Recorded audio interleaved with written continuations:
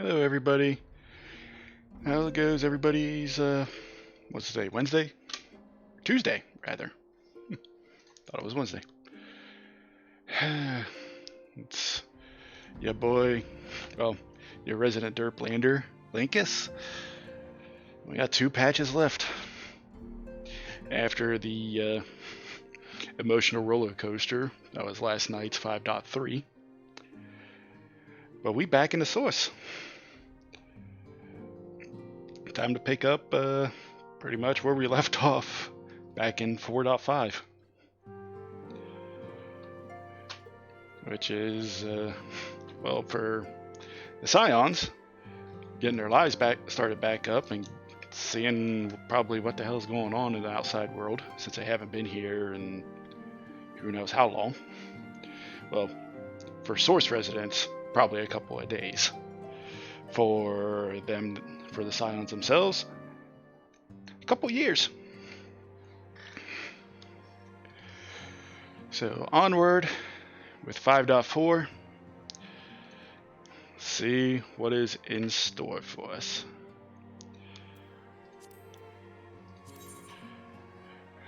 The last chapter. As the Scions were preparing to return to the source, a new threat was presented with the sudden appearance of the Ascian Elidibus. He assumed the guise of the original Warrior of Light, and following a climactic struggle, it was you that stood victorious. With peace restored, the Scions bid farewell to their friends of the First, and finally made the journey home. However, they soon discovered that events unfolding in distant lands may spell disaster not only for Eorzea, but the entire world.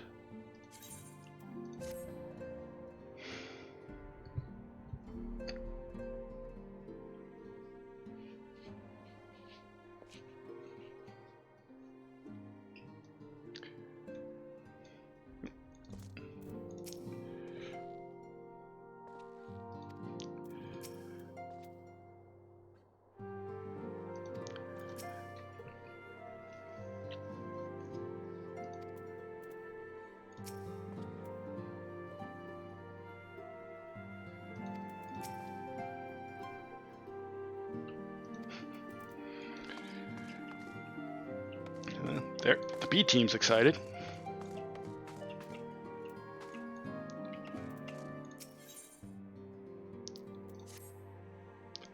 Oh, greetings, Linkus.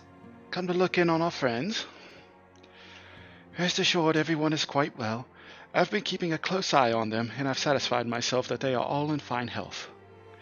As a matter of fact, they're just about to convene in Dawn's Respite to discuss how best to use their pent-up energy. Let's join them, shall we?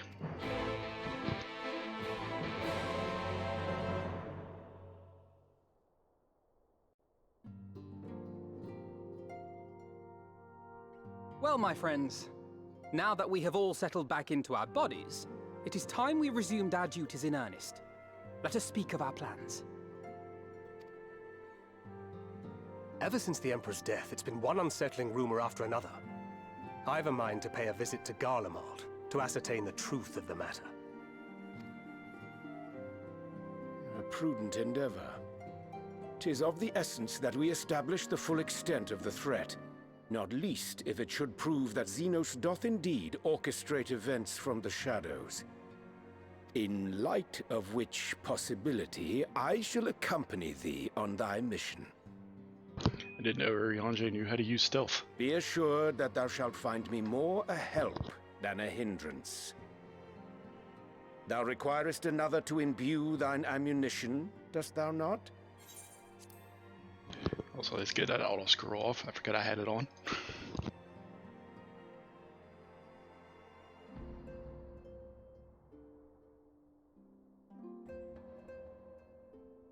Assuming that's settled, there's something I've been meaning to look into as well.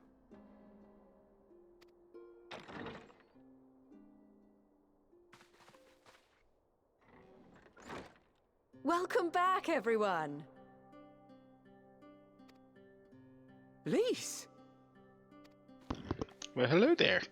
It's been a minute. You're fine now, right? No more headaches or keeling over? That's right. We're fighting fit and raring to go.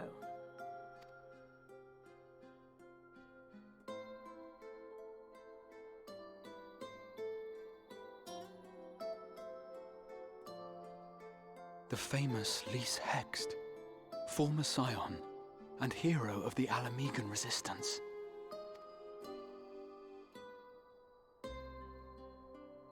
I don't believe we've met. He's just a fanboy. Don't mind him. Really?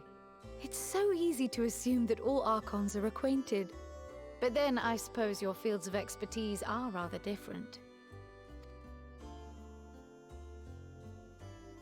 Grahat here, at your service. I have read much and more about your exploits, Commander. It is a pleasure to finally make your acquaintance. Likewise. The others told me all about you. Do not be so sure. Words scarcely do justice to the vital role he played in our victory in the first. A more dependable comrade one would be hard-pressed to find.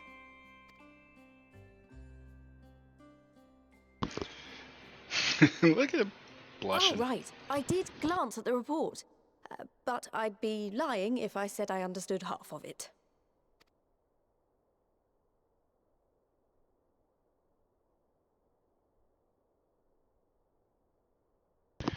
Gotta break everything down for Lys, so that way she has a chance to understand it. Well, well, that's a lot to take in. Just to be clear, this means we're not heading for another calamity, does it? Shorn of their unsundered master's leadership, what Ascians remain shall struggle to see their plans to fruition. And though I would ever advise caution, I believe we may rest easy for a time. I'll take that as a yes.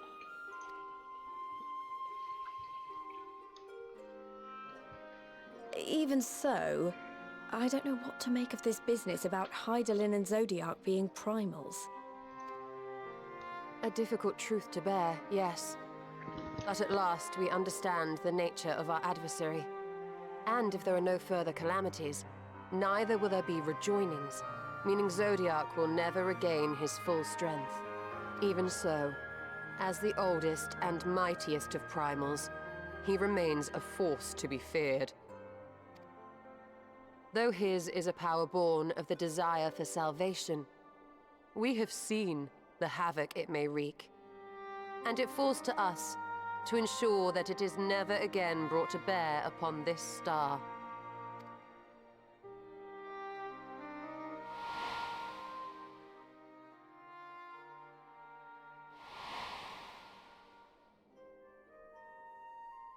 But tell us, Lys, to what do we owe the pleasure of your visit? What do you mean? Isn't seeing my long-lost comrades reason enough? Alright, there was one other matter. I have a message from the Alliance, and before you ask, yes, it's about the Empire. Oh, we were just discussing that. So, after Emperor Varys' assassination, it seems his cousin Nerva made a bid for the throne. The trouble is, he wasn't the only one with designs on it, and it didn't take long for a civil war to break out. And it's not just in the provinces. Early reports say huge swathes of the Imperial capital have been reduced to rubble. The Alliance will soon convene in Alamigo to decide on a course of action, and we were hoping you'd come along. Well, as it happens, Urianger and I were just this moment planning a little trip to Garlemald. And we should be grateful for any advice the Alliance can provide on how best to make the most of our visit. To Alamigo, then. Why don't you go on without me? There's something I need to look into. Oh, forgive me. You were just telling us. What is it, if I may ask? I want to find a way to cure the Tempered. Right, she wants to do that. Of course. You think it may be possible to adapt the treatment you use to help those corrupted by the Sin Eaters? I'm sorry, a cure for tempering? But that would change everything. Alizé, consider yourself uninvited. Go and find us this cure.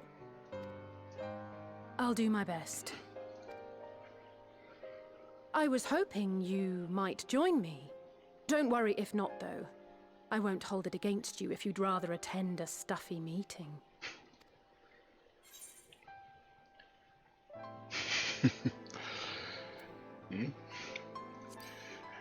Well, what meeting?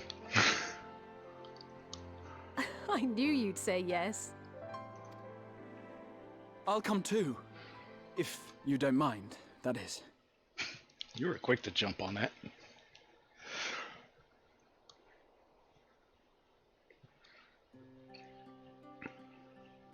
Mind? I'm sure they would be glad of your company. Pray, enjoy your time together with your hero. No. That's not... I mean, I simply thought my knowledge might be of some use. Sure.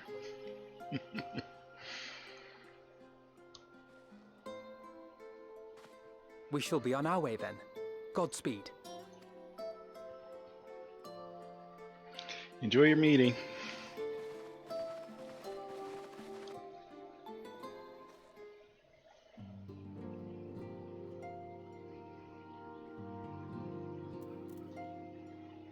I was gonna say, what?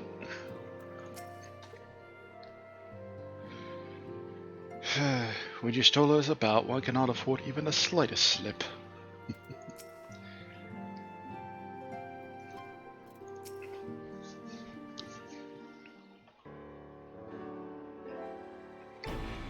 When I set out to save Harwick, I think Gabu was always at the back of my mind, and having proved that the light corrupted are not lost, I am convinced that the same must be true of the tempered.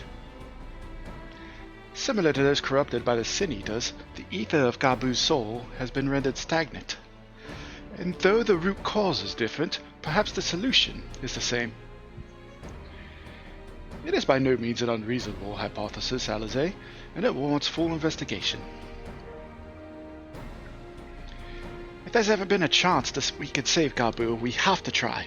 But however much I'd like to race over to Limsa and set to work, there's no room for recklessness, not when a child's life is at stake. As I'm sure Beg Lug will remind us, we still know little and less about the soul. Any number of things could go wrong if we don't exercise due caution. And so, before attempting anything, we should learn all we possibly can about tempering. There's just one problem. Research into the condition has long since ground to a halt, and the combined work of the many scholars involved doesn't exactly amount to a wealth of knowledge. Not all the modern scholars, perhaps, but what of the ancient counterparts? I know the Allegans took a more than passing interest in the subject. And what if we seek is to be found anywhere? And if what we seek is to be found anywhere, it would surely be at the Ethereochemical Research Facility. Where they experimented on primals and their worshippers, yes? Good thinking. I've never actually been there myself, but I did read the reports on Oz's Law, which means we'll be needing an airship.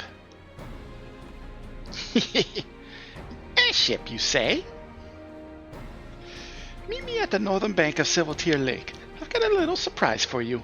Oh, and come prepared to travel. She built an airship. Or buy an airship.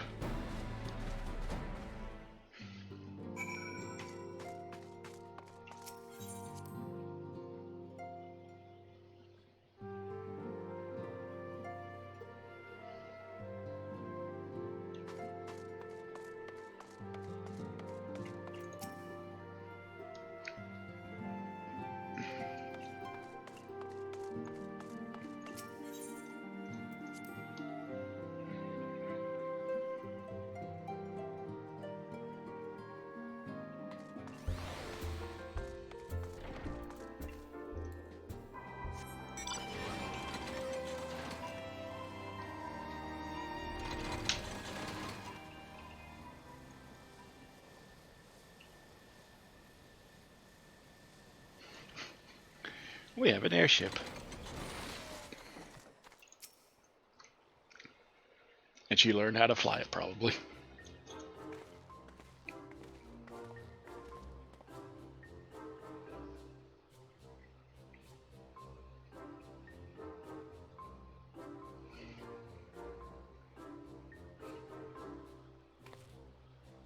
I give you the Bonanza, the Scion's very own airship. I built her as a company project with help from my friends at the Rising Stones, and named her for luck and prosperity. Tataru, this is amazing! We'll be able to fly just about anywhere we want. Well, I can already do that. Our garments were impressive enough, but to build an entire airship, I see the annals did not exaggerate the many talents of the Scion's fabled coinkeeper. I'd also introduce myself as your pilot, except the training didn't go quite as well as I hoped. But that's alright, because we've hired this capable fellow here instead.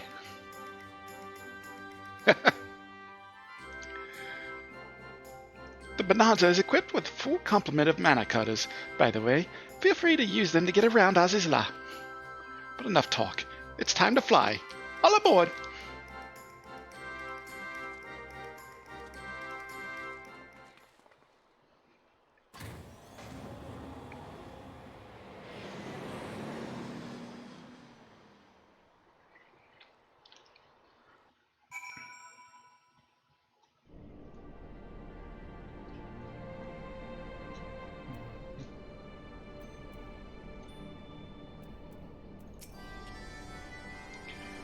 Did I ever mention that I was fond of flying?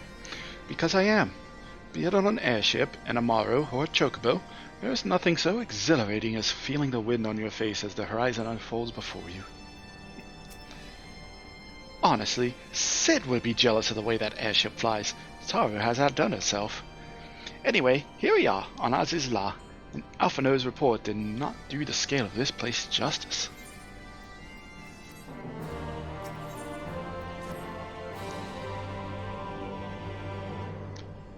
This appears to be Helix, which means we stand in the Alpha Quadrant.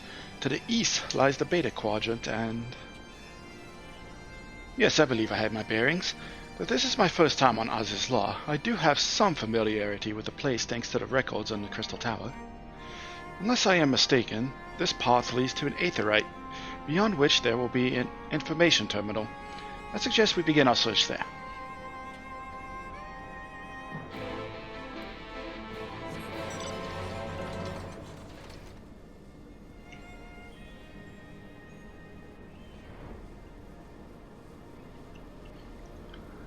Geralt's not there working on, what the hell were they called?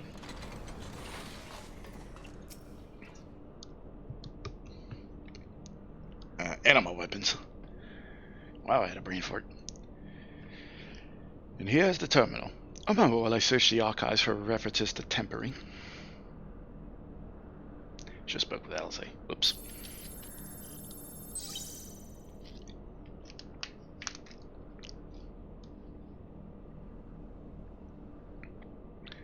Ah, there we are. Iconic corruption, an overview. That sounds promising. Indeed. Let us see what this report has to say.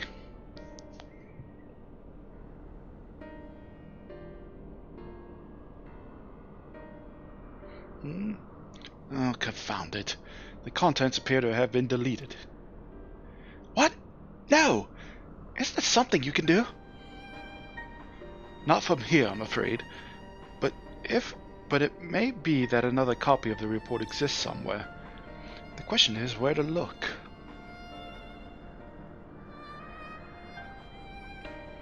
It says here the report was written by someone named Owen. It is likely that he kept a copy. I would say it is a distinct possibility. Assuming he was a researcher here, he will have quarters on a Habisphere. We can ascertain the details at Habisphere Control. Let us return to the Bonanza and avail ourselves of the mana cutters. We will need them to reach our destination. Oh, I forgot. You already have a suitable means of transport, don't you? No need to waste time accompanying us back to the ship then. We'll see you at the Habisphere. They acknowledge we can fly. You love to see it.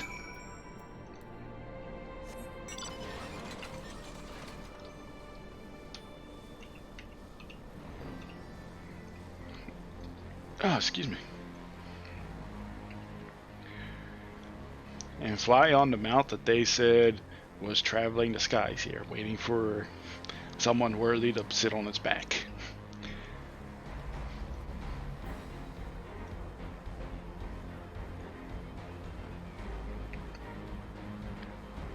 Valastrix looking Durgan. Mecha Durgan.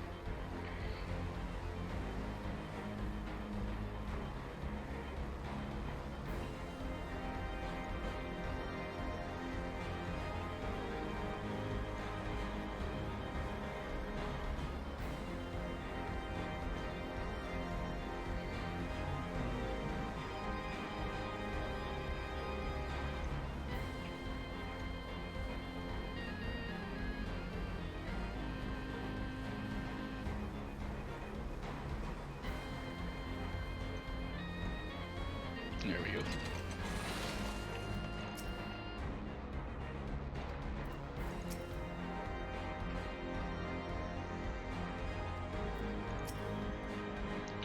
If the late Owen did indeed have a chamber here, this note will be able to tell us its number.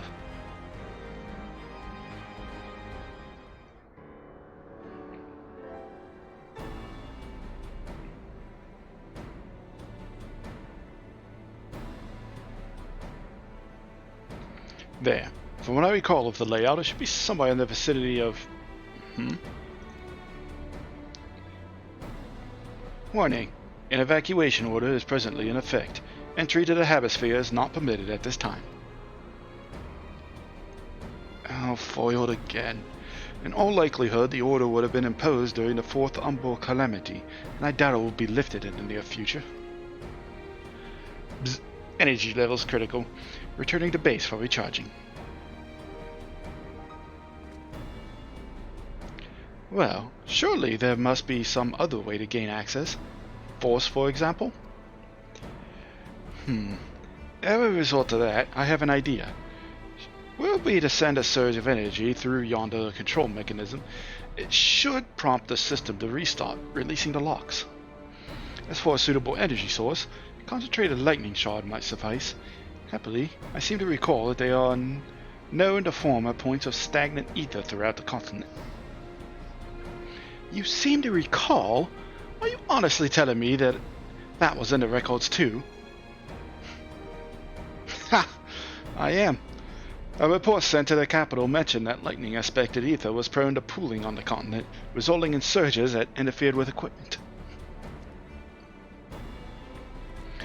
A minor detail, I grant you, but in my role as caretaker of the Crystal Tower, there was no such thing as too much elegant knowledge.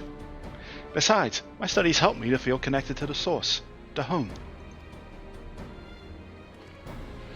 I must have explored this facility 1,000 times in my mind, but to finally stand here with the two of you, 'tis more exhilarating than I can well express. Now then, the lightning shard. If I may, I suggest we split up and search the Beta Quadrant. Oh, but beware of sprites. They are wont to manifest where the aether is stagnant. Now you're just showing off. Which makes me think we should make a contest of this. The first to return here with the shard wins. What do you say? You want to go 0 for 2, Alizé? Very well. It would be my honor to come third.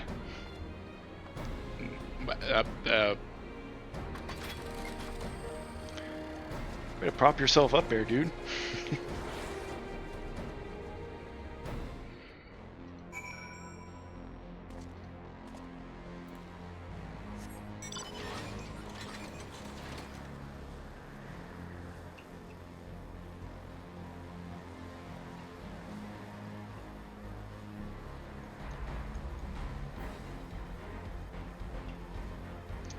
And it's right next to that fade, isn't it?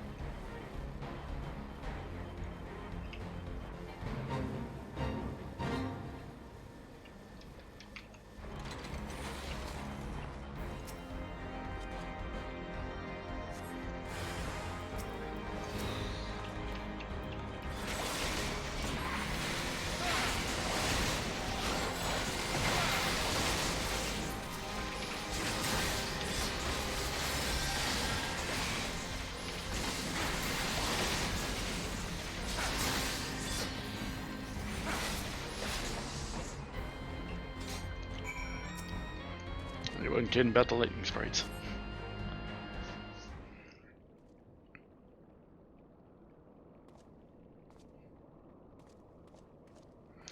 Bravo! That was quite a show, adventurer. Why, the spectacle proved so enthralling that all thoughts of the prize slipped my mind. I appear to have forfeited our little race.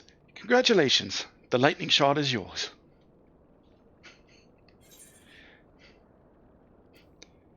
What, no dramatic entrance? You've changed. Ah, you remember that? In my defense, I was caught up in the moment. Isn't every day you meet an honest-to-God's hero, after all? Well, the contest continues, so you had better hurry back. Ah, but one last thing.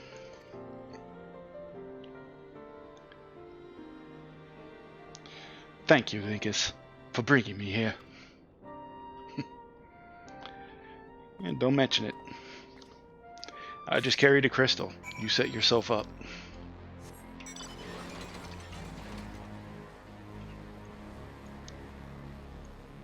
Or do you mean like a, thanks for bringing me here, like, hey, thanks for letting me come with you.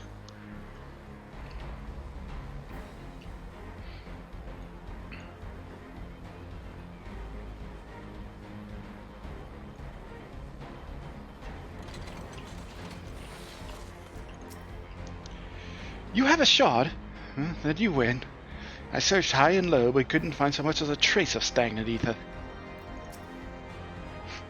It appears Alizé had no luck, so victory is yours. Congratulations.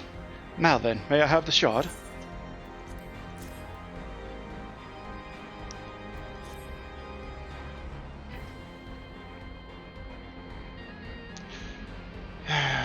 What is it that makes you so much better at finding things?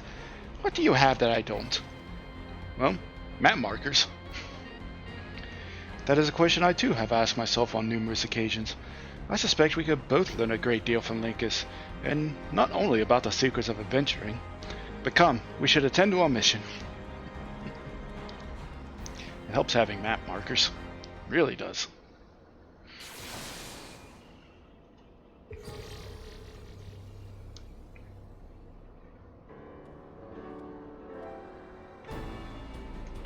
Excellent. The system responded exactly as intended. We now have access to the Habisphere. Only one obstacle remains, the security systems within. Should they be triggered, they could make life rather difficult for us. In light of which, pray leave the rest to me. If I am right, my royal blood should allow me to venture in unmolested. Assuming this place works like the Crystal Tower, yes, but if it doesn't, you'll be on your own. I want you to promise us that you'll get out at the first sign of trouble. I promise. Wish me luck.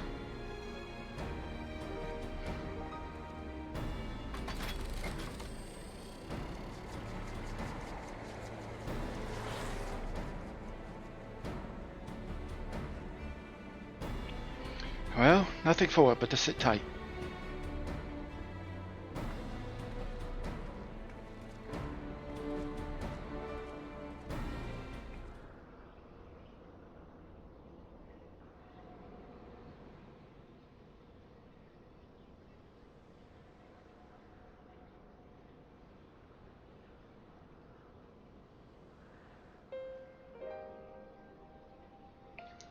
I'm sure this Owen fellow was very learned, but iconic corruption and overview sounds like a studying thesis. We all had to write one. Lest you wonder, mine was about the combat applications of ether. I'm nothing if not practical. Alphonse was more philosophical, of course. Political, dare I say it. He chose to write a lengthy discourse on our nation's duty to the world. Controversial subject, to say the least. He asserted that Charlian's knowledge should rightly be used to protect all life on the star, in direct opposition to the country's cherished policy of non-intervention. Being a leading member of the Forum, my father was not happy.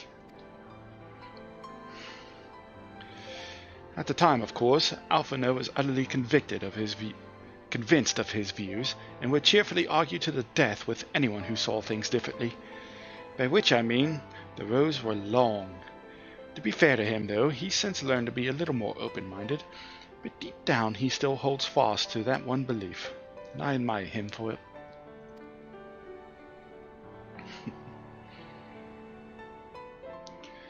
I should have liked to meet the young Alphino. For what it's worth, my thesis concerned the Allagan civilization as depicted in folklore. Oh, you're back. I didn't know you attended to study him.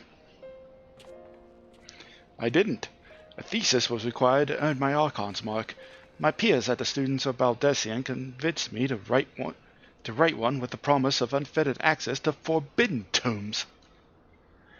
Though I considered it no more than a means to an end at the time, I will admit it was gratifying to have my efforts acknowledged. Good gods, an Archon's thesis! I shudder to imagine the work involved. But enough about that. Is this the fruit of your foray? Yes, Owen's archive node. It was waiting for me in his chamber. If a copy of his report still survives, it would be stored in this device. Shall we find out?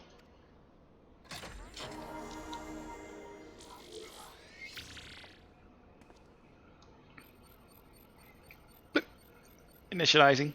Scanning for registered user. User not found. To proceed as a guest, please complete biometric authentication.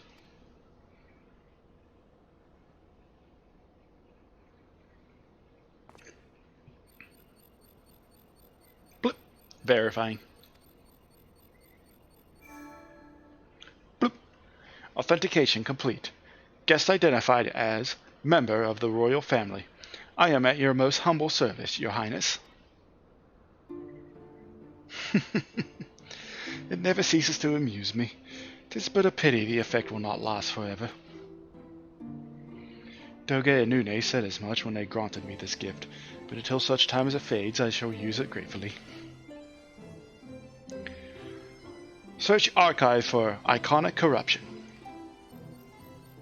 Bloop. Searching. Bloop. One item found. Iconic corruption. An overview.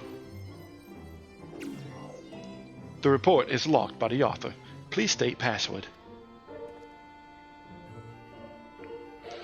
Well, go on then, Your Highness. Tell the nice node the password.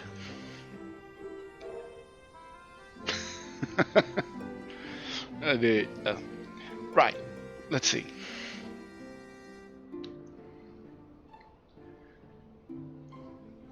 Glory be to Allag.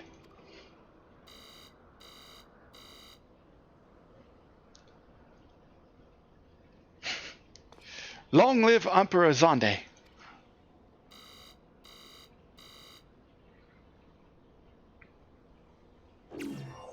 Blip, blip. Password incorrect. Please try again. Confound it. Come now, passwords are invariably short and simple. For instance...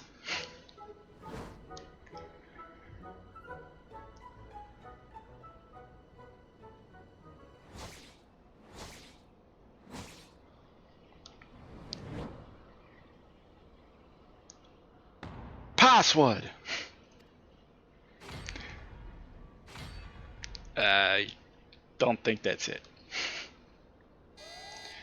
The notion that a password could be something so inane would be laughable were it not dangerously stupid. Furthermore, your conduct in the presence of His Highness is grossly inappropriate. Know your place, handmaiden. What did that thing just call me?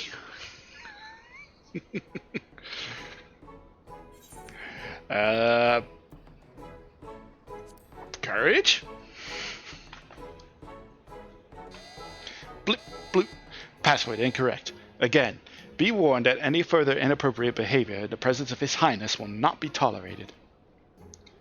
All right, that's it. I say we dismantle and manually extract what we needed. Now, let's not be too hasty.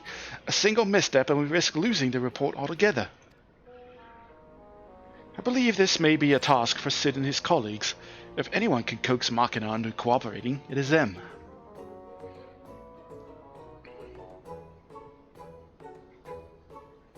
Come, let us bear the node back to the Rising Stones.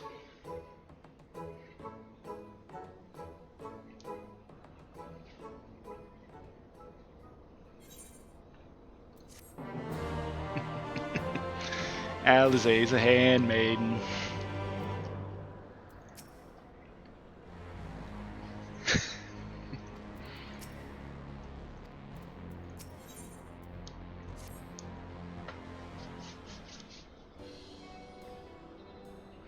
I should probably mention that I have yet to meet Sid since waking up. Ramboros did send word to the Ironworks, but it appears our friend has been afield on urgent business. Nevertheless, I assure you my proposal to seek his help is no pretext, however much I might look forward to seeing him again. Him and everyone. But come, let us be on our way.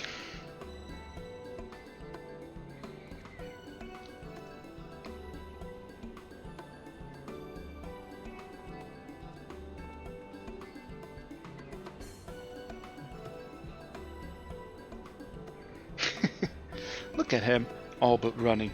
How sweet. Still, it wouldn't do to keep him waiting, shall we?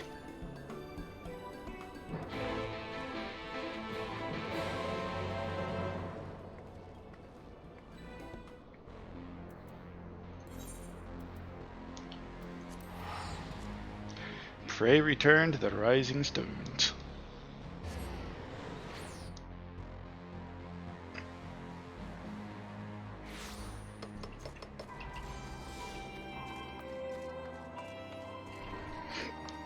Oh, excuse me.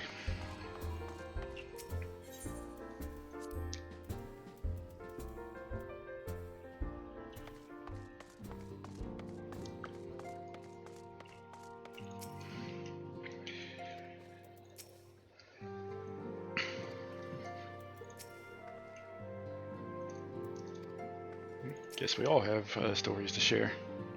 A large lowborn presses to think.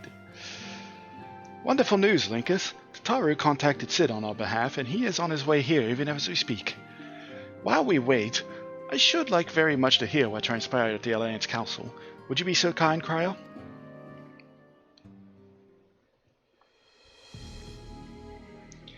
As you know, the meeting was convened to discuss how best to respond to recent events in Garlemald. According to the intelligence from our Doman allies, the War of Succession rages on and the Empire remains without a leader.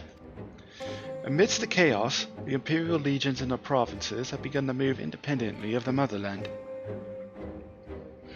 Of greatest concern to us is the third, a legion aligned with Lord Nevra. It appears they have received substantial financial backing from House Brutus.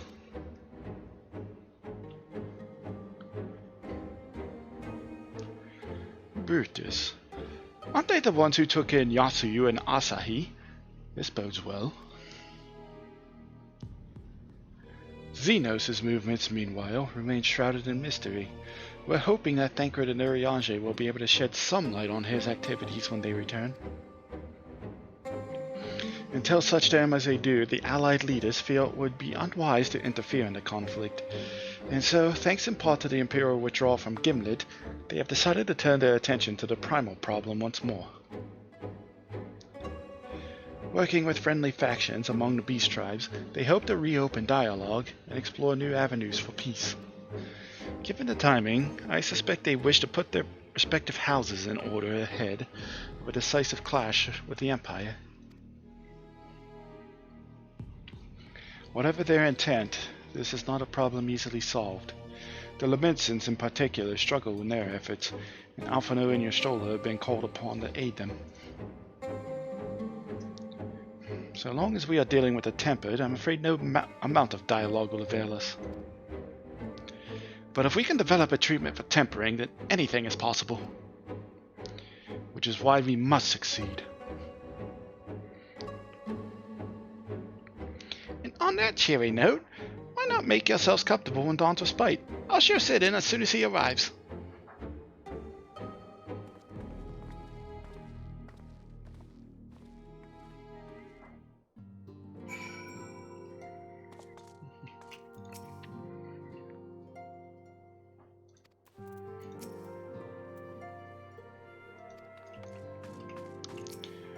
Turned it from a mausoleum into an actual living quarter.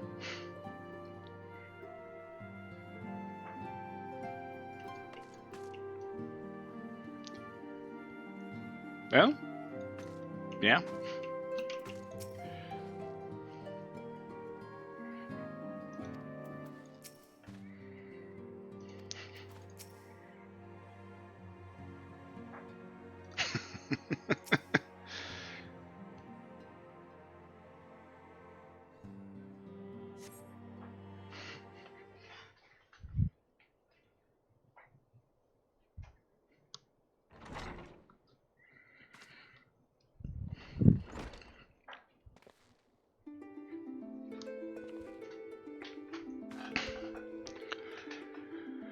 Sid!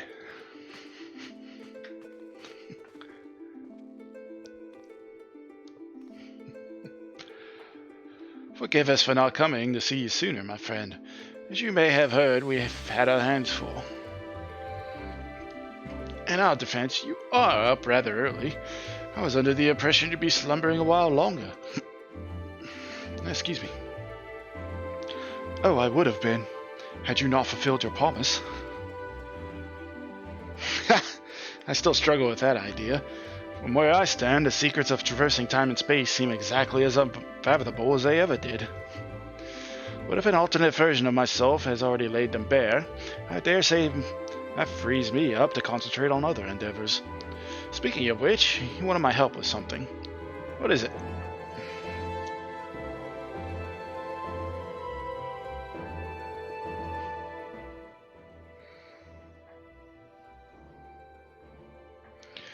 Oh well.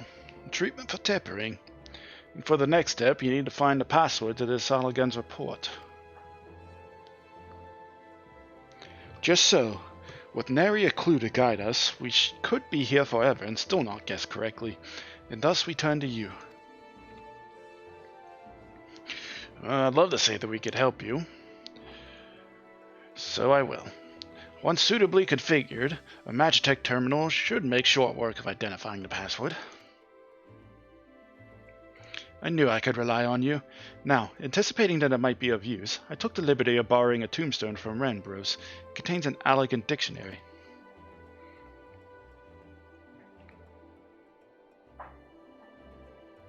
Good thinking.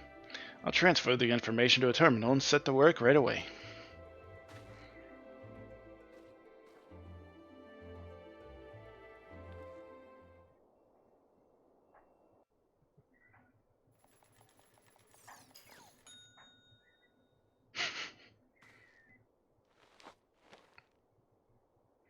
Ah, looks like it's finished. Let's see. Freedom. The password is freedom.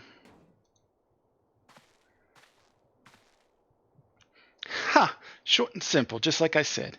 Would you care to do the honors, Your Highness? I would, milady.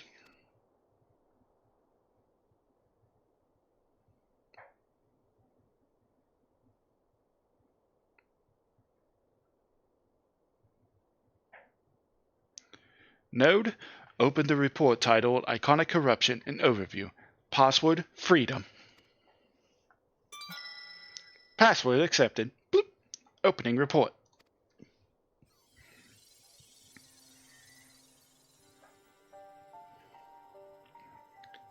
This report seeks to provide an overview of the mechanism by which icons corrupt and bind men to their will.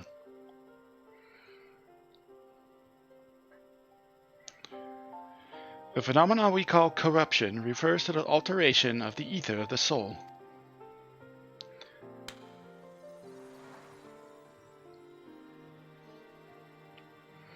Said ether ordinarily exists in equilibrium, no one element being more prominent than another.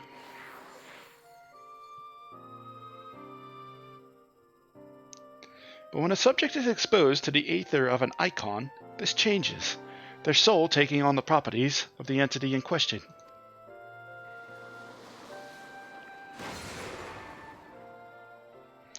By way of an example, exposure to the ether of the fiend, Separat, would cause a subject's ether to become aligned with the element of earth.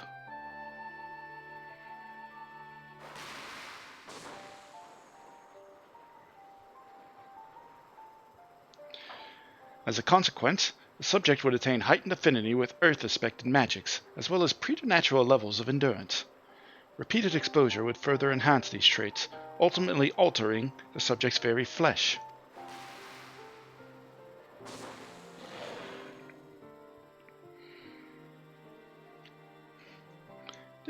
The changes undergone by the subject are not solely attributable to elemental alignment, however.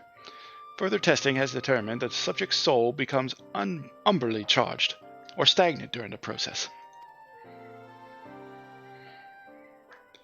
This stagnation of the soul has the effect of diluting the sense of self, rendering the subject vulnerable to the will of the icon, the thoughts of whom come to consume their entire existence. In this manner do the corrupted become worshippers of the icon, their prayers serving to further empower the entity.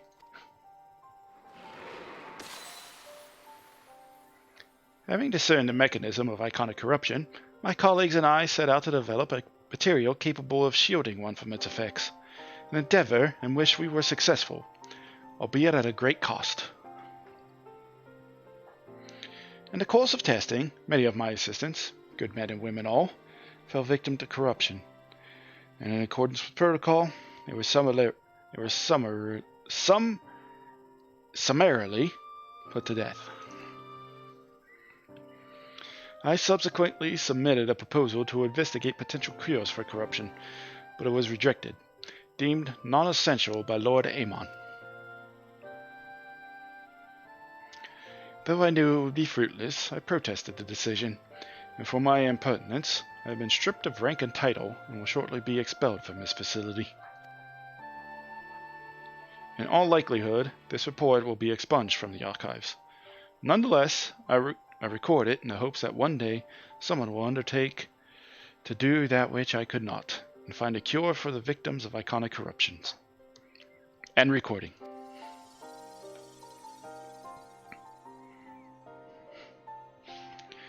So not even the Allagans were able to find a cure, or rather were not given the chance to do so. One could not help but wonder what motivated Lord Amon's decision. More importantly, this confirms that stagnation of the soul is indeed the problem, and Angelo can remedy that. True, yet were we simply to reanimate a tempered soul, I fear it would do naught but diminish the individual's fanatical faith.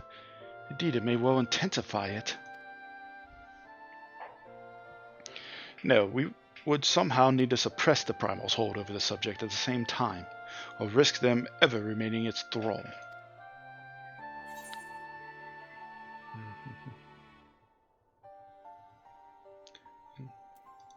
So there's no point in reviving their souls unless we can also restore their sense of self? Is that what I'm getting? But of course, memory transference! The process has the effect of compartmentalizing memories, separating them into manageable bundles, if you will. By adapting the technique, it may be possible to achieve selective reanimation, that is, limit the effects to only those memories that existed prior to tempering. Though thus restoring the sense of self, we could theoretically drown out the incitements of false faith which has come to dominate the individual's thoughts. I see. The theory seems sound. In our experience, treating the light corrupted would help us identify suitable memories for reanimation. But are you confident you can adapt memory transference as required? I seem to recall your attempts to do so while trying to bring us home culminated in literal bloodletting. They did, and you are right. Despite my best efforts, I could not recreate the mechanism, and I could see that the rather clumsy compromise I reached would not provide the basis for a cure. And then perhaps it's better we consider another approach. Your doubts are understandable, but this time I believe we have reason to be confident. You see, nodes such as this were built with the ability to simulate magics. Which leads me to believe that it may be capable of performing simulations of the transference technique. If so, we we would be able to conduct years' worth of tests within the space of a few days. In theory, it would be no different from how we identified the password.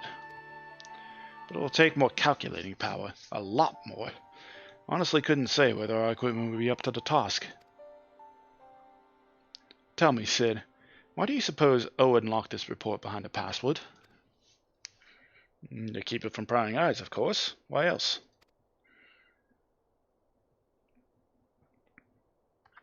Wait. A password that could be guessed by anyone with leisure and a dictionary wouldn't keep it from a person minded to look. No, he wanted this report to be seen by those who strive for freedom. Not unlike the members of a certain distinguished engineering collective. I believe their motto was freedom through technology or some such. You two, round up as many Magitech terminals as you can find and bring them to the workshop. Right away, Chief. No Oh, I was going to say no hitting on Tataru, but you're not. She's right there. Things are about to get very busy. Lucky we have you to help, huh?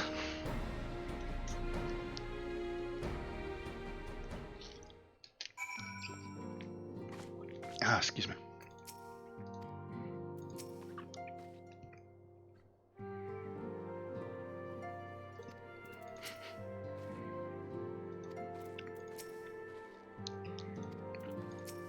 Taru's worrying about the price tag.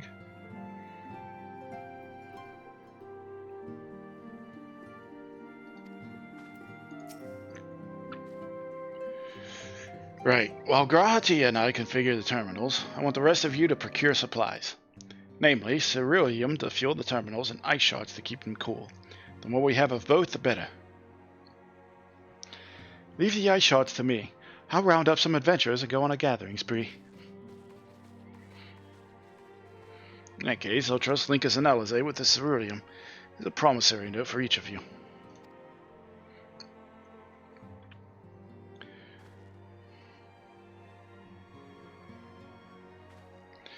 Take them to the Skysteel Manufactory in Ishgard and the ceruleum processing plant in Thanalan. The people there will give you what we need. Yours is a well-known face in the Holy See, I believe.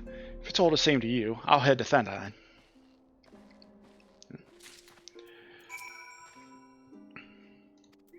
I mean, she's right. Off to Ishgard.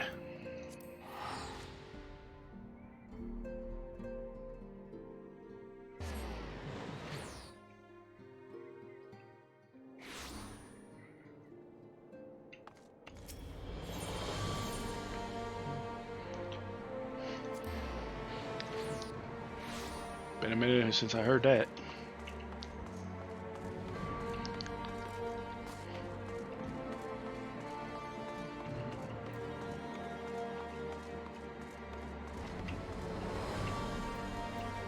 Excuse me, sir. Welcome back, Master Linkus. How may I serve you this day? I'm here for ceruleum, if you would, please. So you are after ceruleum. In that case, please present the note to our engineer at the airship landing. He shall be glad to assist you.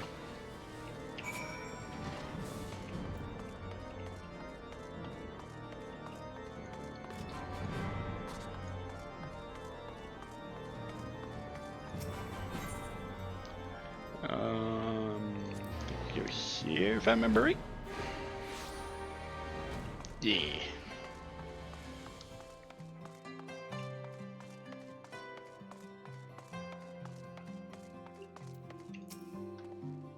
Ceruleum? Well, you've come to the right man. Fair warning, though. The price has shot up on account of the uncertainty with the Empire, so I hope you've got the coin. Ironworks will take care of it.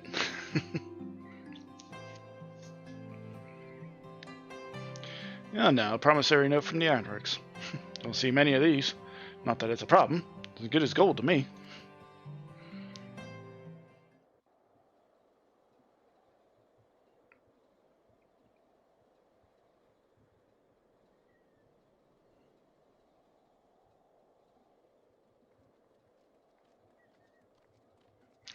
Well, well, look who it is.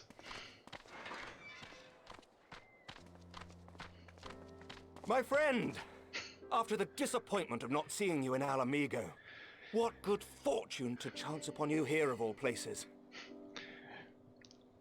Sir Emmerich, you sound, excited. As you may have heard, the Allied nations are making a renewed effort to address the primal problem. To that end, have I invited the chieftain of the Vanu to Ishgard, that we might together plot a course. I do. Since the war with the Empire appears to be nearing its conclusion, I would also like to call upon Estinian's lance. Alas, he is, as ever, a difficult man to find. I am informed he recently paid a visit to the Rising Stones. Should he happen to do so again, be sure to pass on my regards, won't you? But tell me, what business brings you to our fair city this day? Well, here to pick up some ceruleum. A cure for tempering. You never cease to amaze me. Until now, our only hope has been prevention, our every failure irrevocable. But this would rewrite the rules of engagement. It could end the cycle of bloodshed. Very well. You shall have all the ceruleum we can provide, and an airship with which to transport it.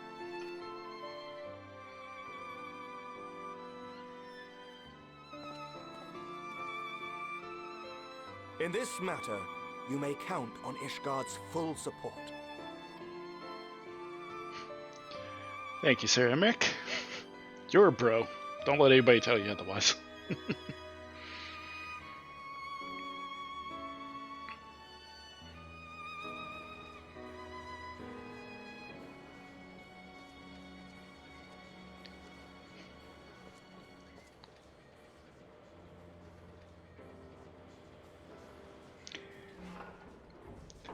Thanks again.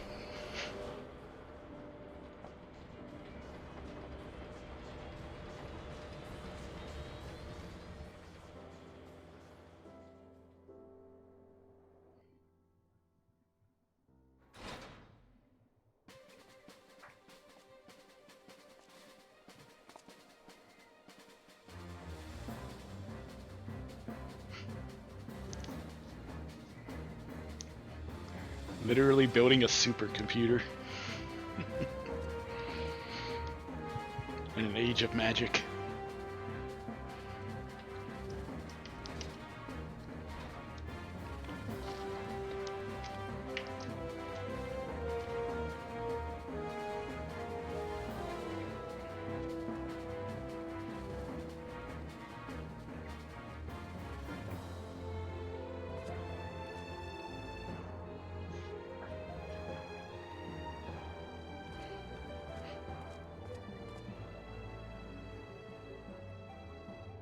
Who would have thought ceruleum weighed so much?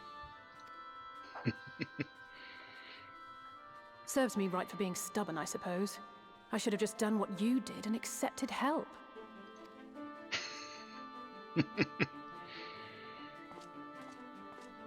No? Lesson learned. Good work, you two. This is all we asked for and more. Quite a lot more now that I look at it.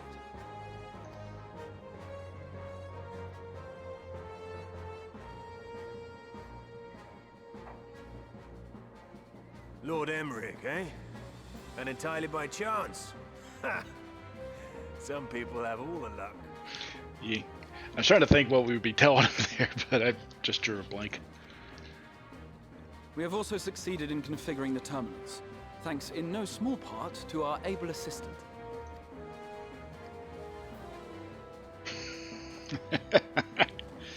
Their newest employee? It's been a while, hero. You seem surprised to see me. Lest you misunderstand, I've no interest in such things as cures for tempering. But if you mean to achieve that which eluded even the storied Allagans, it seemed plain that you would require my expertise. And so it proved. Is that not right, Garland? For all the effort it took to track you down after your latest disappearing act, you could find the cure for death, and it wouldn't be worth the trouble.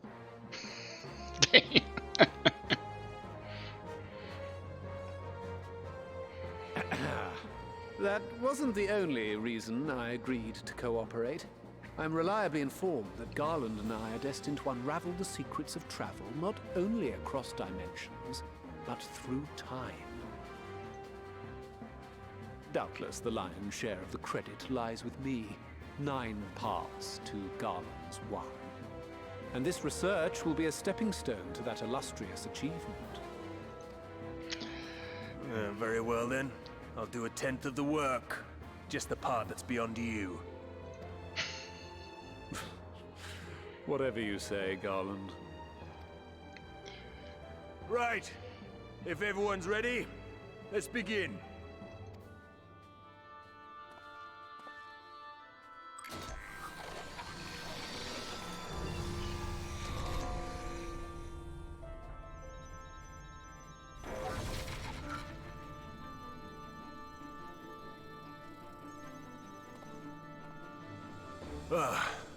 All appears to be in order. Now, we just have to wait for it to find us our magic. Why not take this opportunity to put your feet up? This may take a while. I'll kick back and relax. Don't have to tell me twice.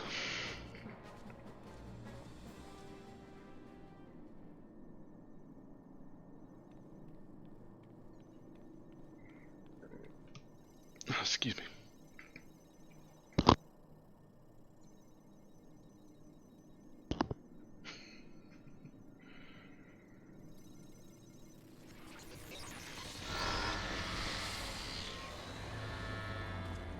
Damn it. It's overloading. Chief! She won't last much longer!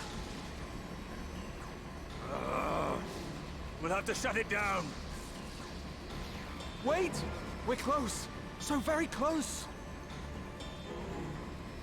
Oh.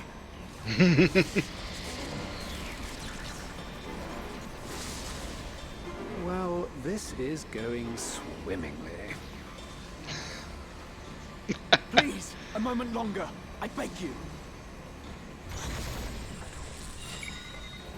There.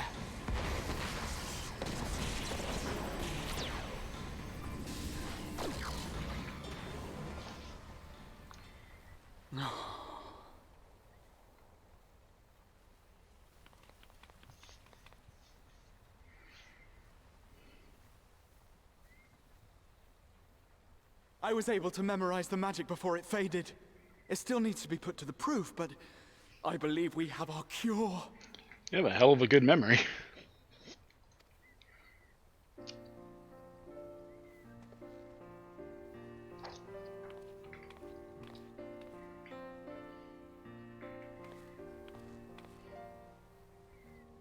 It's just as well. She'll never run again. The fault is mine. I'm sorry. Don't be. It may fall short of dimension hopping, but a cure for tempering is not to be sniffed at. This, my friend, is a world-changing discovery. One we're proud to have had a hand in. A few Magitech terminals are a pittance to pay.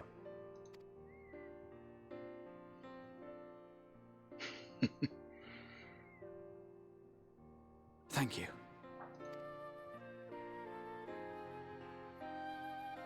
Well, we've done what we can. The rest is up to you.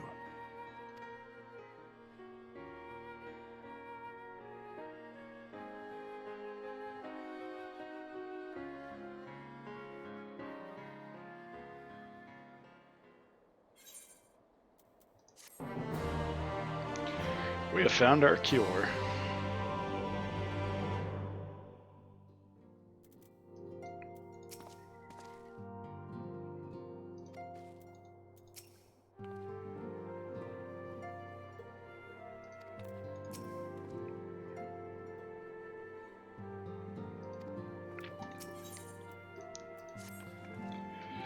At long last we have our cure.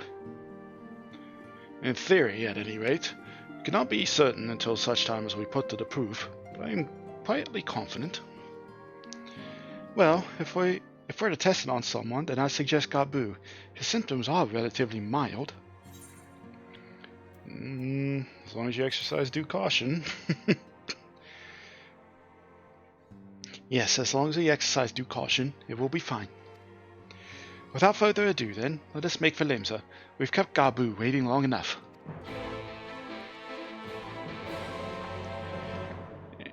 And he's going to wait a little bit longer because I have to use the bathroom, so I'm going to do that, grab some more water, stretch legs, all that good stuff.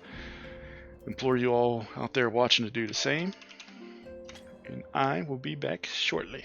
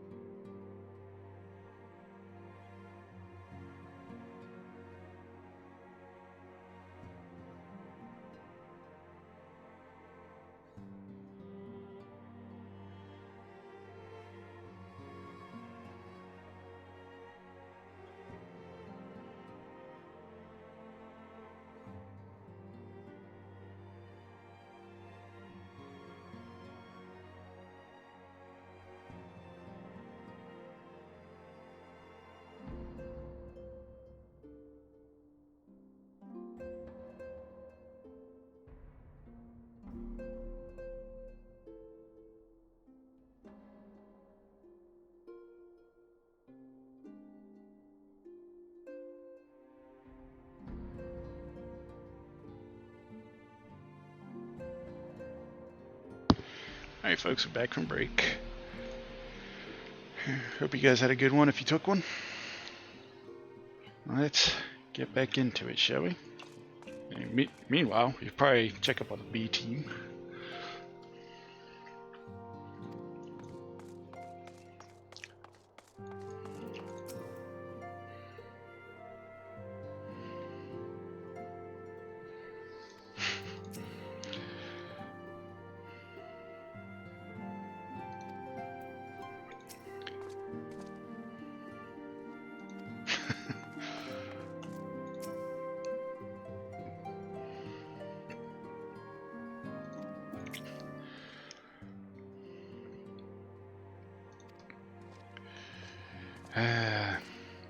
This guy wants to fight Graha, get his ass kicked. He's encouraging him. This guy's like, yeah, probably not. Meanwhile, these two are thirsting after Graha. Like the rest of the internet. What else is new?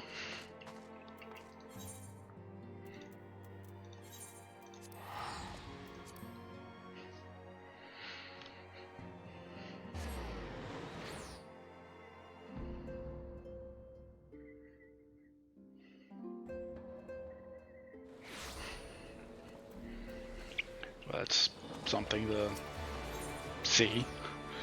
That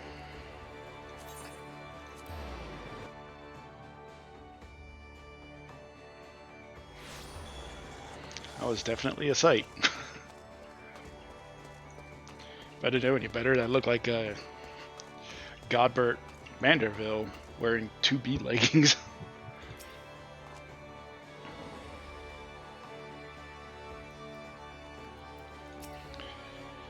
Well, this is the moment of truth. I'll have our host bring Gabu to us at once.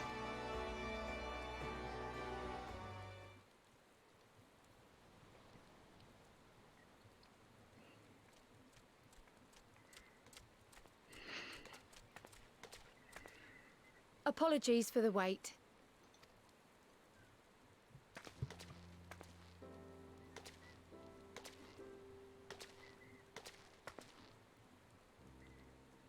Gabu, have you been good?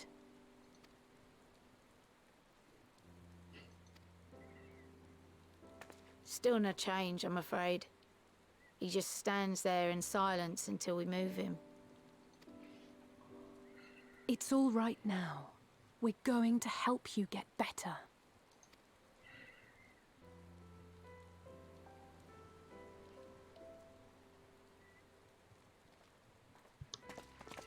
Fancy meeting you here. Alphino Yushtola! I thought you were attending to primal matters. We were, and came here for a meeting on the subject. Certain pirate factions did not deign to attend, however, and it was cancelled. We had resigned ourselves to having wasted a journey when we chanced to espy you. Could it be that there has been progress with the treatment? Well, we blew up a supercomputer to find another magic spell. Using Magitech terminals to formulate the solution. I would never have contemplated such an approach. So this new magic, adapted from memory transference, would be used to purge the subject of their fanatical faith, while Angelo would be responsible for reanimating the ether of their soul. Yet I wonder at the practicalities. If one were to reanimate the soul first, it would only serve to exacerbate the tempering. Conversely, a stagnant soul would not respond to the effects of the magic. Would both need to be performed simultaneously? Nothing escapes Master Matoya's inquiring eye. As you say, both must be carried out simultaneously. And thus, I propose to imbue Angelo with the tempering treatment in much the same manner as I did the spirit vessels.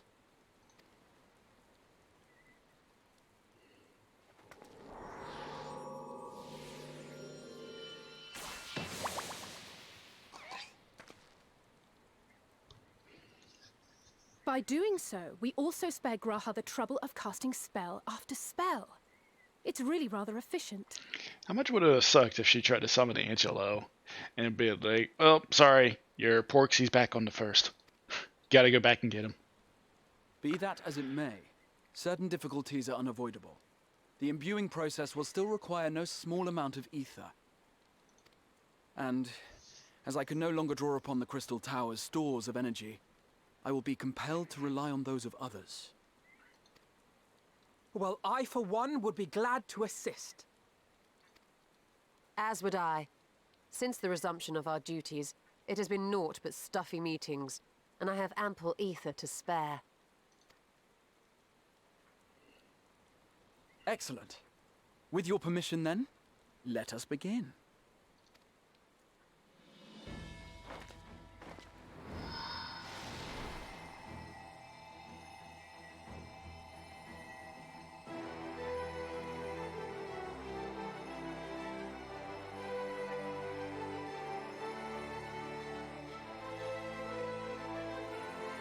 Yes, this will do.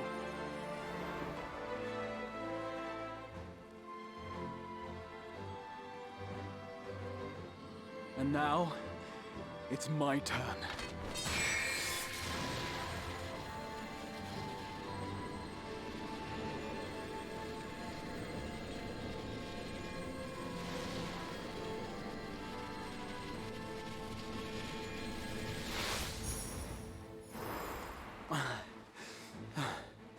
Tis done. No small amount indeed.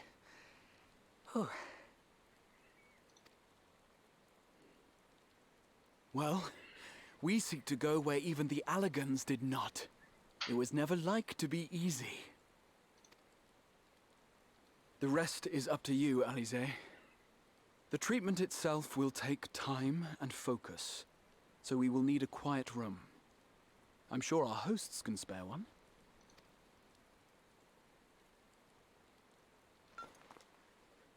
I will go with her.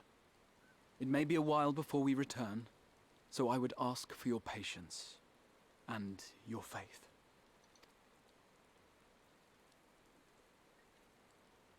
We'll bring Gabu back. You see if we don't. Yeah. Good luck to you.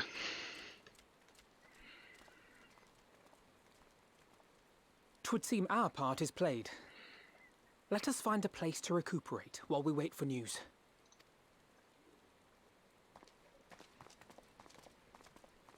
Out in the open in the rain.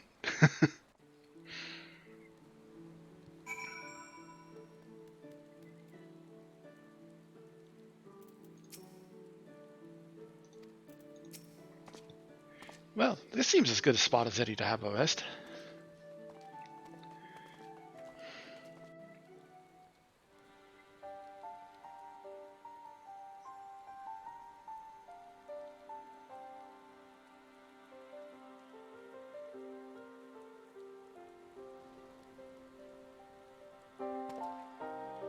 For years, Eorzea has labored to find a solution to the primal problem, without success. Any hope that tempering could be reversed faded long ago. I myself had given it up as impossible. Given up on the tempered and the light-corrupted alike. They were problems to be tolerated, or else eliminated, I believed. And to think otherwise was pure naivety. Childishness, even. But Alize refused to give up. She struggled and she struggled. And her efforts were rewarded with a way to bring back Halric. And now countless others may no longer be beyond salvation. However much we bicker, I have the greatest respect for my sister. Had I half her stubbornness, nay, her unwillingness to accept the status quo, I would be a far better person. A far better scion.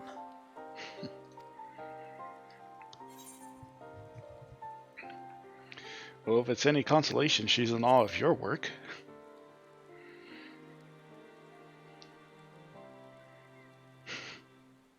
She told you of my graduation thesis. How very embarrassing. Nonetheless, it is comforting and not a little surprising to hear that I'm still capable of impressing my sister. On the rare occasions I'm not annoying her, that is.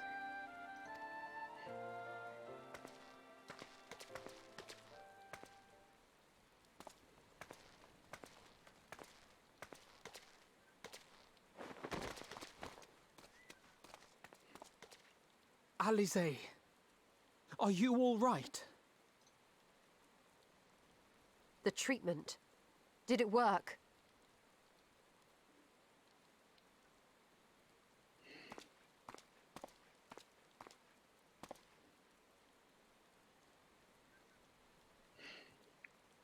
Oh, I'm so glad to see you all. Delighted, happy, glad.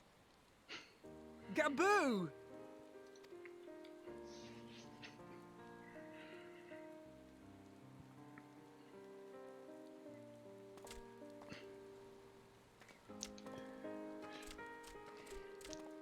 We saved a kobold.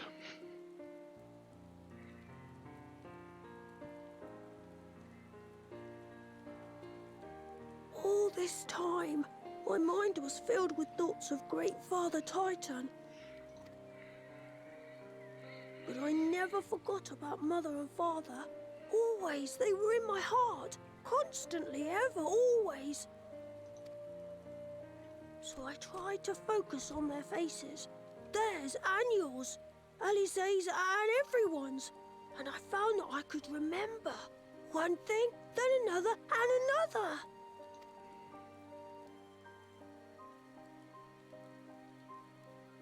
Your hopes reached Gaboo. They helped him to hold on.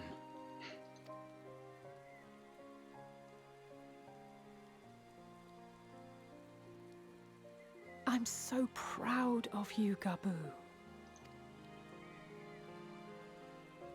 I couldn't have done it without you, Alize. Can you help the others too? Cure them, heal them, help them? Yes, we can.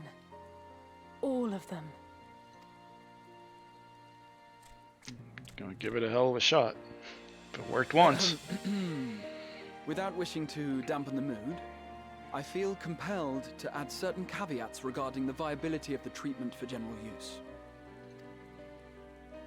As you know, reversing the effects of tempering demands a profuse amount of ether.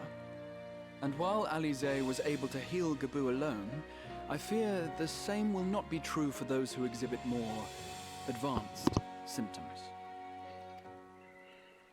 Moreover, the treatment's effects are limited to the soul. It offers no succor to those whose very flesh has been altered through prolonged exposure to a primal's influence.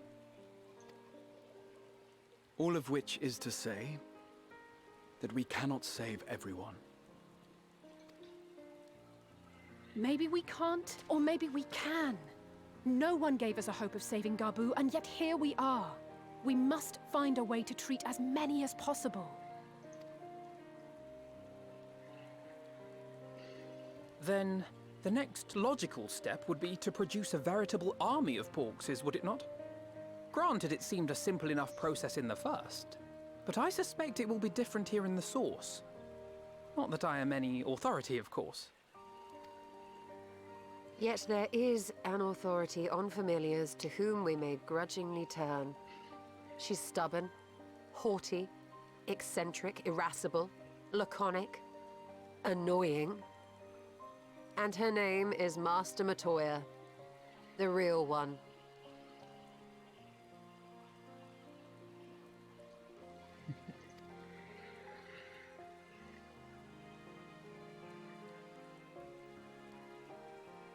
I have to go now, Gaboo. But the people here will look after you, all right? And I promise to come and visit you again soon. All right. Thank you, Alize. Thank you.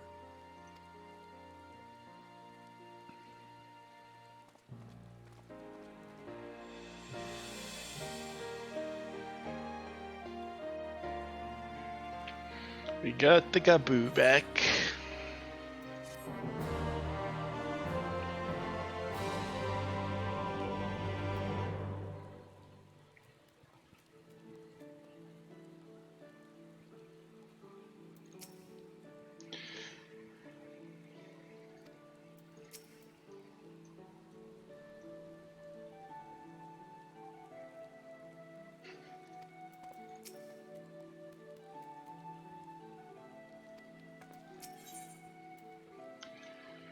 Master like pupil. She will be at pains for reminding me. I have not paid Master Matoya a visit since returning from the first. This seems as good a time as any. Come, let us make for her cave.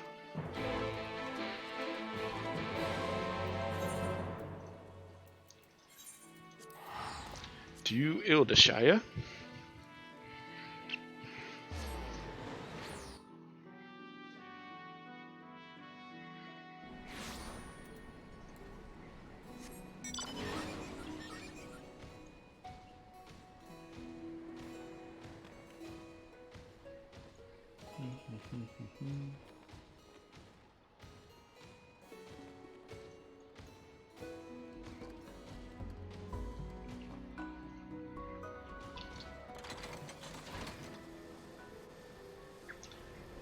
I'm not entirely sure.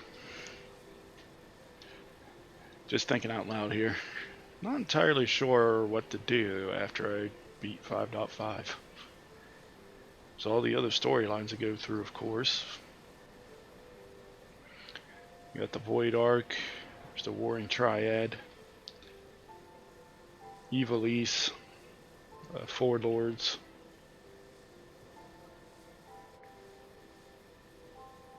I don't know.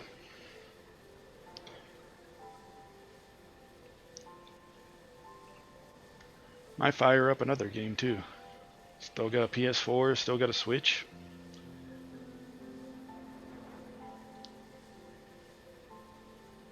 Still got a backlog on Steam I need to play through.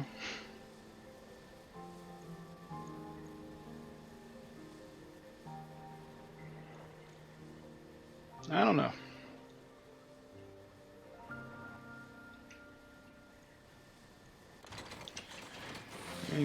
That might be for future me to worry about.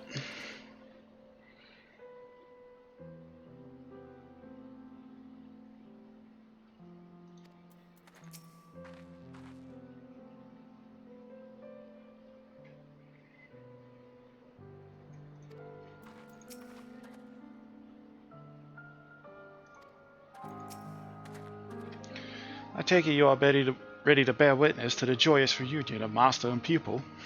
Very well.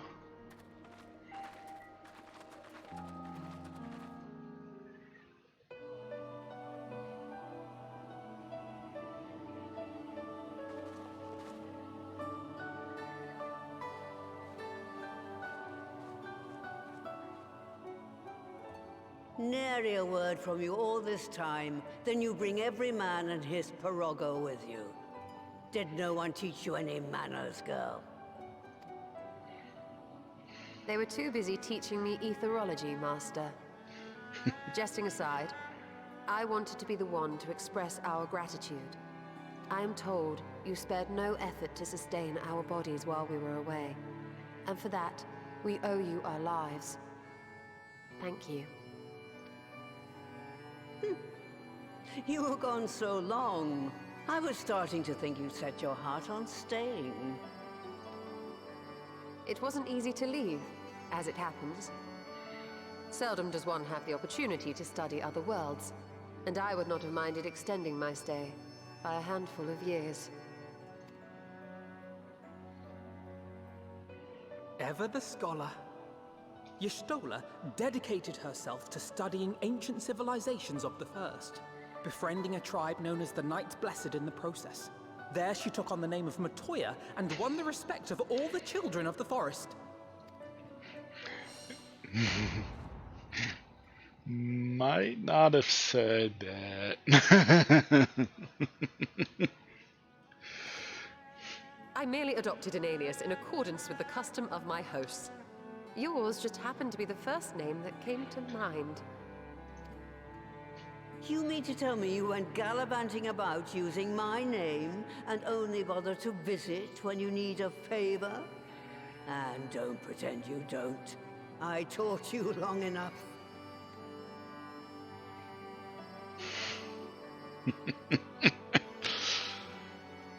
Indeed.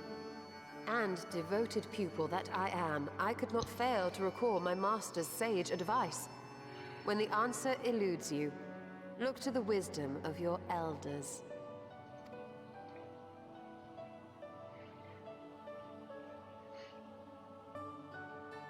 You there. Were you going to introduce yourself?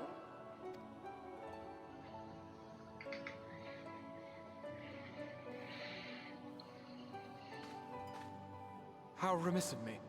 Grahatir is my name, and I'm proud to call myself a scion. I too wish to offer my gratitude for your invaluable aid in sustaining the Archon's bodies, as well as my apologies. It was my inexpert summoning spell which endangered their lives in the first place. Ah, yes. The one bent on digging up the mysteries of Alag. Old Galaf used to speak of you, and Kryles told me all about your recent exploits. Do you have a bad back or something? At ease, boy. Whatever mess you've made, I'm not in the habit of dwelling on the failings of the younger generation. You are too kind. I've also heard much and more about you, Master Matoya. 'Tis an honor to finally make your acquaintance. Well, that's more than enough pleasantries for anyone.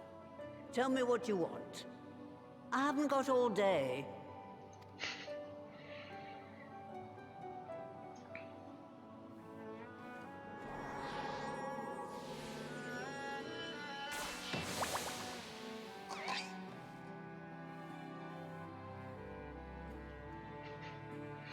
Well, you see, we need to make about 1,000 more of these. So that's the way of it. It should be a simple enough matter to make the familiar. The magic, on the other hand. Ah, that you may leave to me. Being the only one possessed of royal blood, I alone can imbue the subject with the necessary magic. So I just need to create porxes with the power to stir the soul. Just, I say. Though we're talking about a veritable herd of the little buggers, we'd collapse before we reached double figures.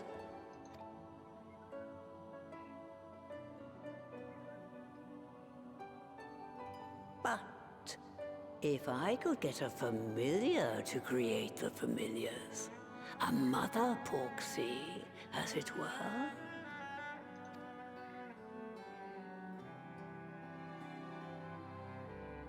A familiar to make more familiars.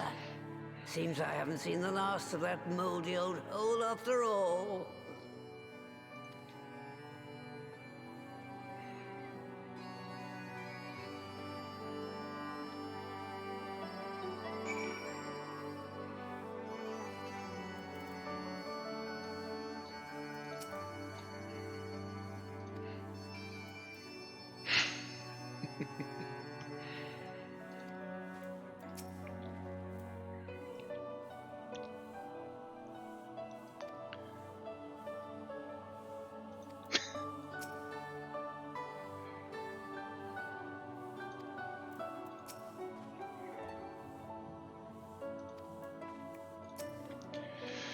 Alright, off to my old workshop then.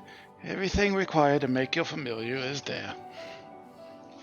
That may be, but no one has set foot in there since the Exodus. I dread to imagine what has become of it. Oh, there's sure to be a handful of feral familiars and mayhap a monster or two, but nothing to trouble the likes of you. You can consider cleaning up the place payment for my help. Fine, we'll do it. Good girl. Now, if there are no other objections, I suggest you run along to the Maker's Quarter. I'll send one of my piragos ahead to let you into the workshop. You need only tell him who you are. One can't be too careful, after all. Off you go.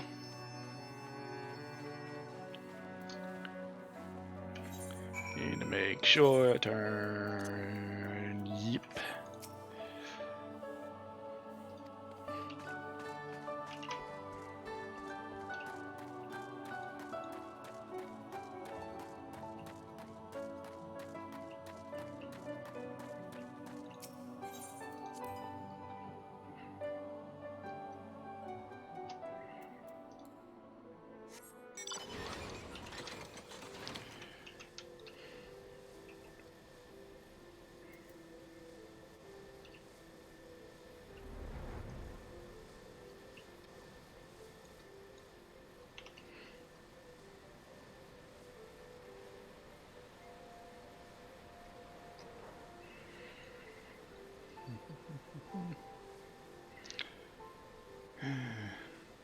Why does Final Fantasy have such a good, nice skybox?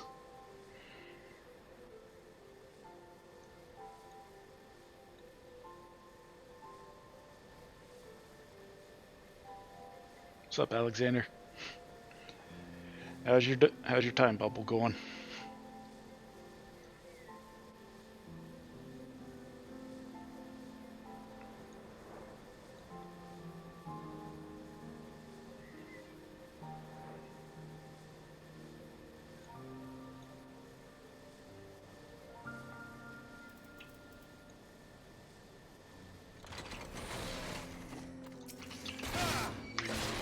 Need you to get the hell out of here.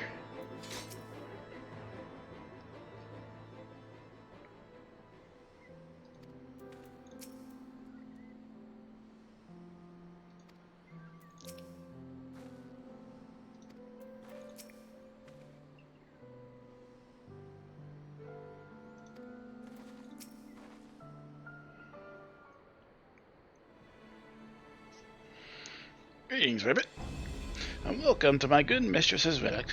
Puraga is my name, and I am honored to be your guide. Within you will find a space dedicated to the making of familiars. Oh, excuse me.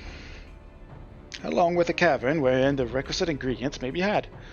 I must warn you, however, that the place has not played host to a single soul, much less a broom, in over... excuse me again, in over 15 years, and will, I regret, be in some disarray. But rest assured, my brothers and I shall see to it you do not lose your way. Now then, Ribbit, only say the word and I will show you in.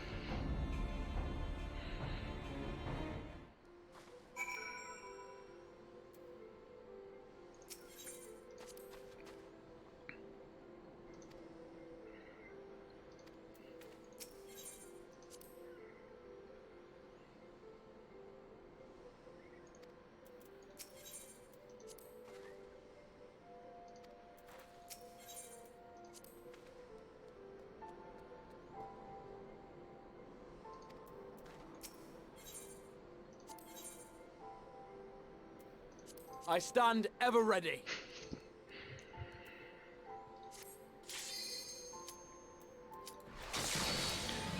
In we go.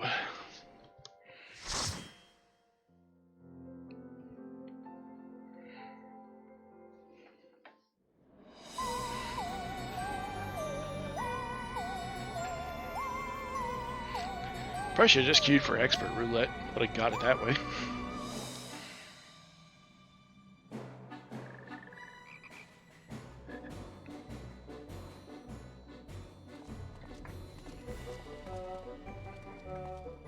Right. To begin with, I need you to gather a few ingredients. Listen well to what the Parogos say, or you'll wish you had. Not foreboding.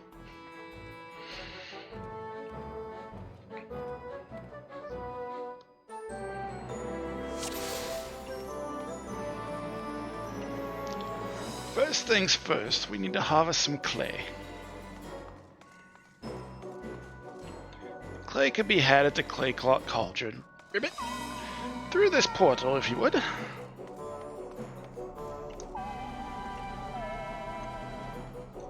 By the way, I don't know if you can see it from here. Got Final Fantasy 1 sprites. Got the monk. I believe that's the fighter, the black mage, or is that a thief? There's the fighter. Black mage, red mage. There's the white mage. I think it's a neat little Easter egg.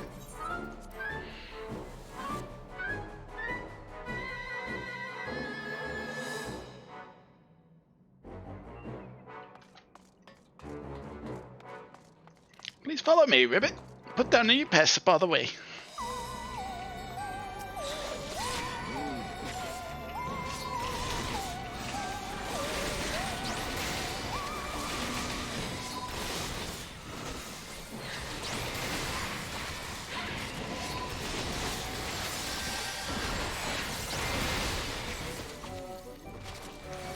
probably literally never use TV yet and be fine because I'm like 100,000 HP up on everybody.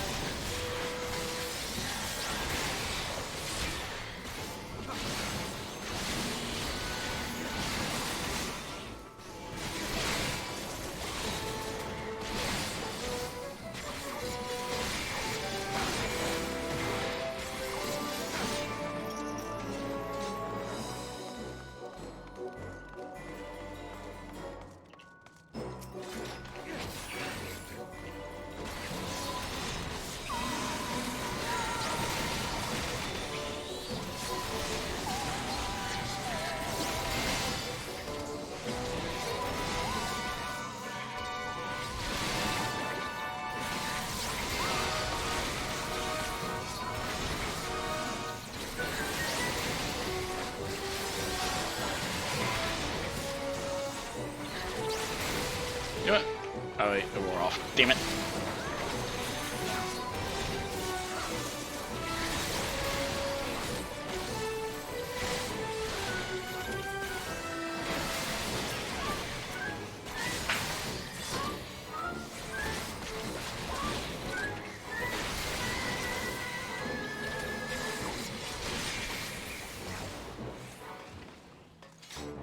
I'm here to assist you with the gap, Ribbit.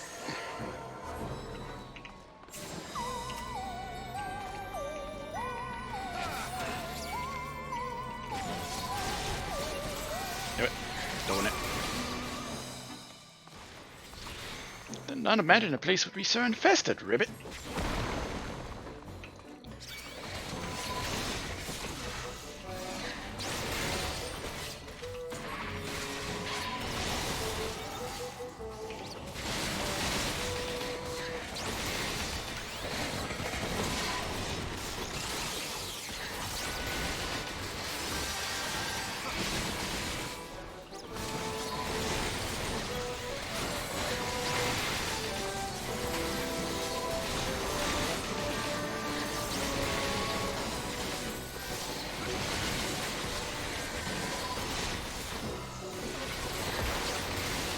Still not taking damage.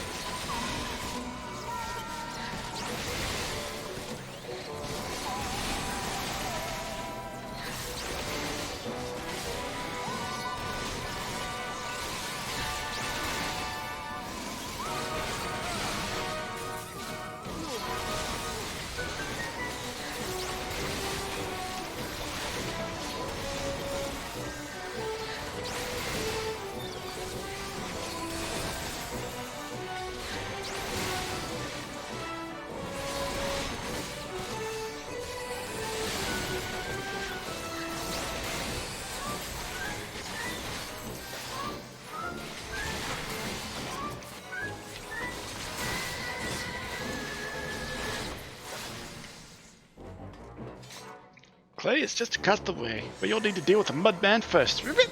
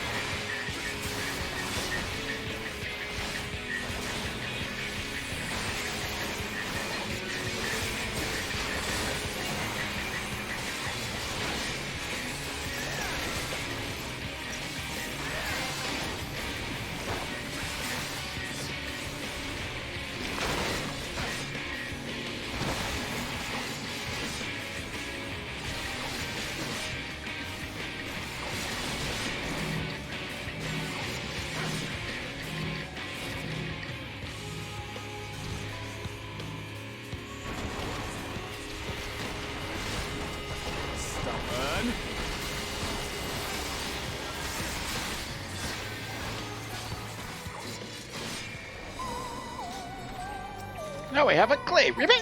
Let's return to the what was it? Interstice. Interstice. Interstice. Interstice.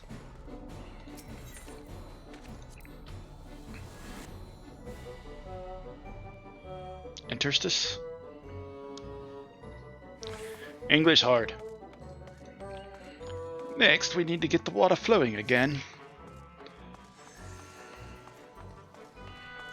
It will be my pleasure to show you the clear notes cauldron. Ribbit, please use this portal. Got the mud.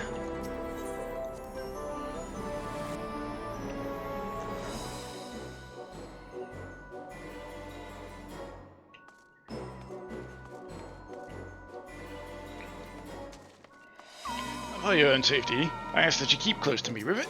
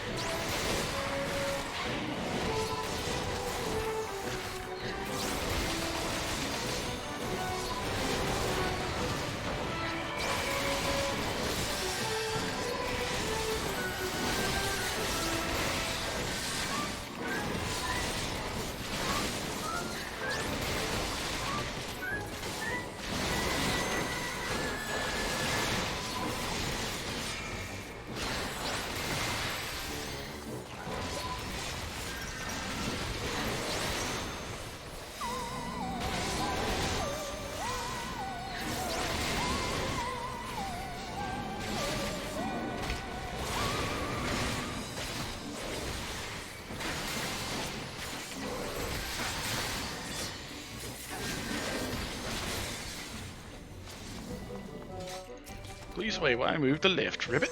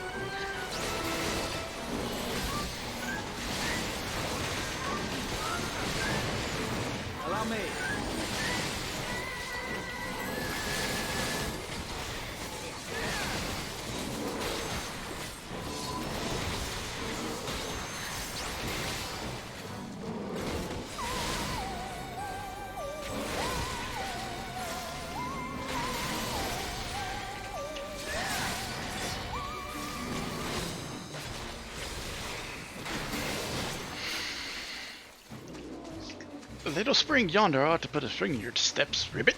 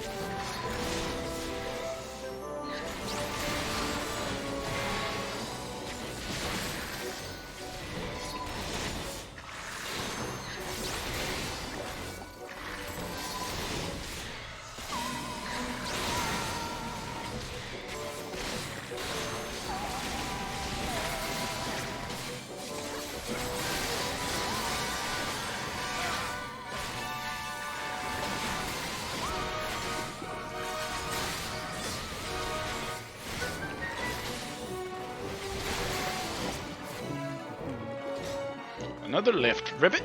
Just a moment.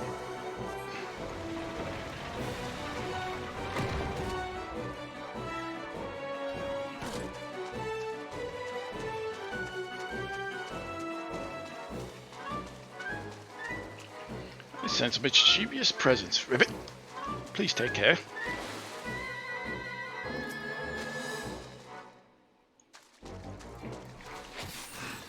Let's give them a show!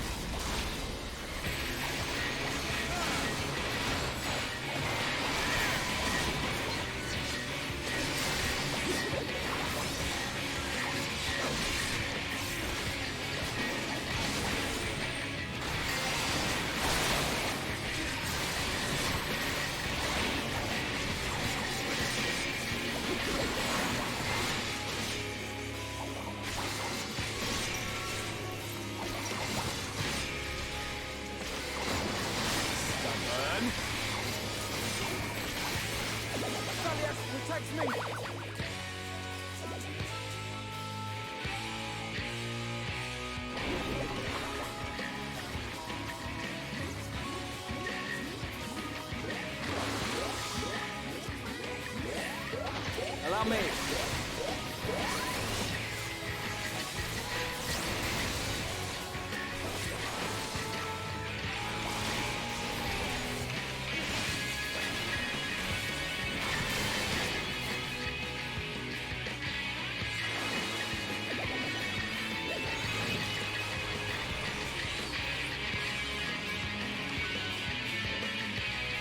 Ah, excuse me.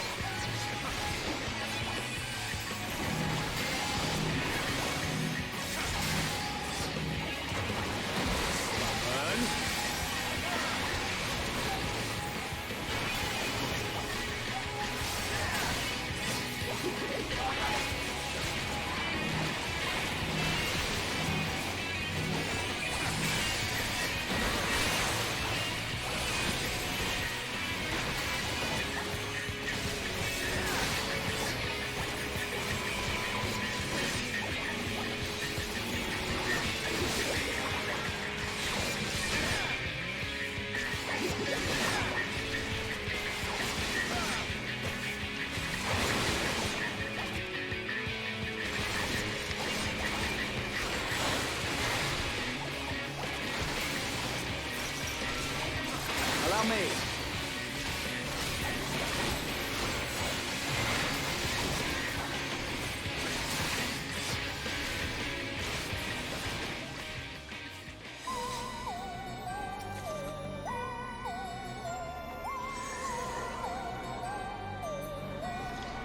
Water is flowing again. Ribbit.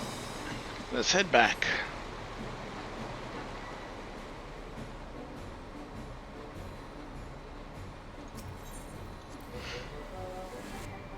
Thought we were gonna start swimming.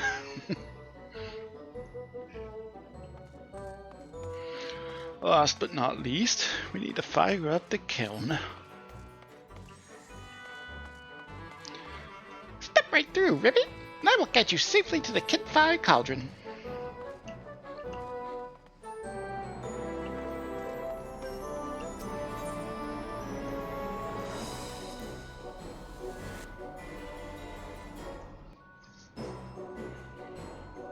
And now the bitrate destroyer. Let's see how it looks. Oh yeah, that's some bitrate getting them destroyed there. Off we go, Ribbit. Please try not to fall behind.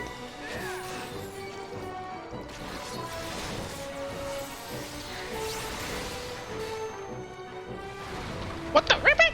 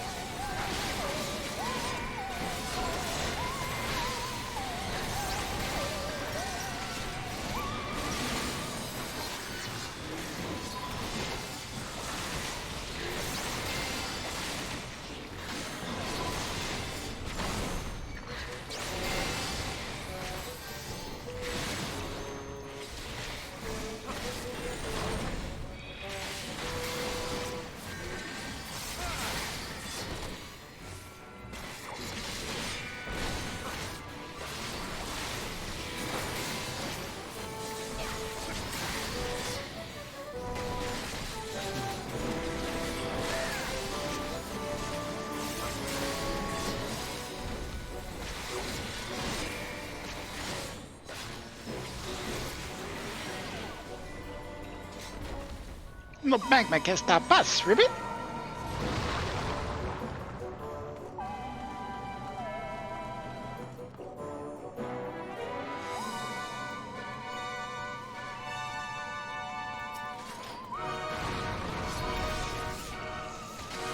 Ribbit, it's a big bird again.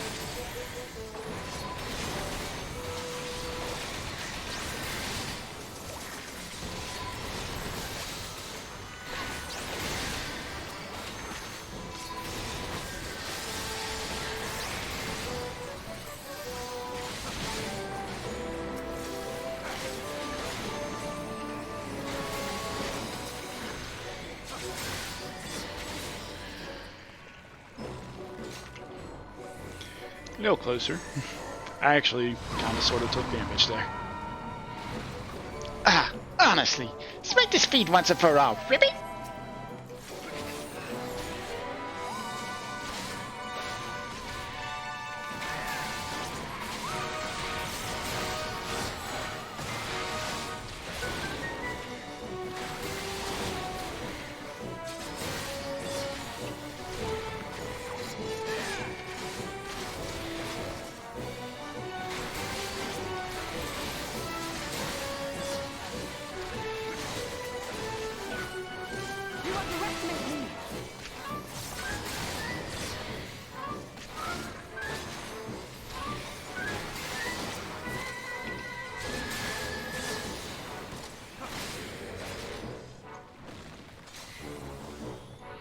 What a fiery battle that was, and I don't mean the magma. Your destination awaits.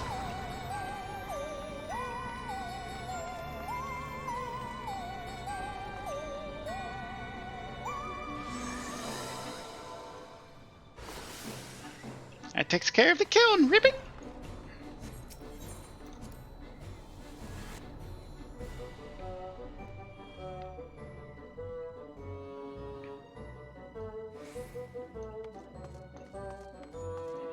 Alright, it's time to bake ourselves a porksy.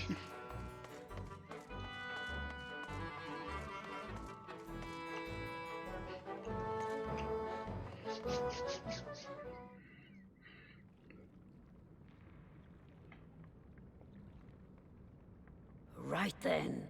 Let's get this over with.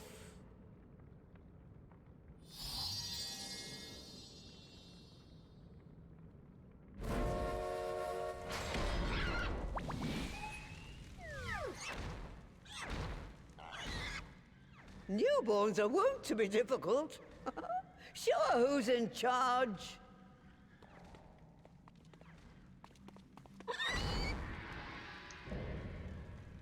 Porcine porcelain.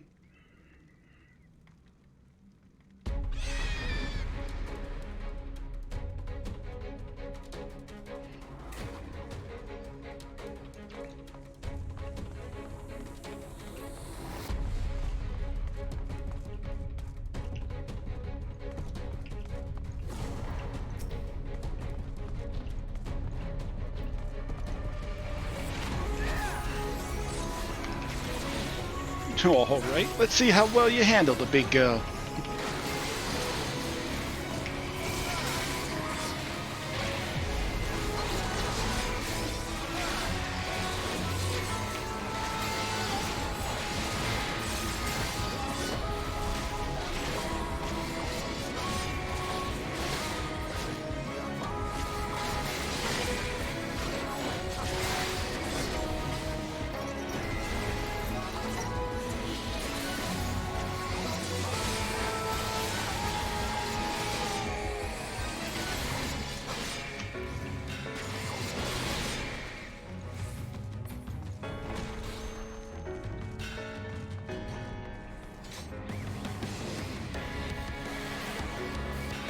About to get turbulent in here. Take care you don't get sucked in.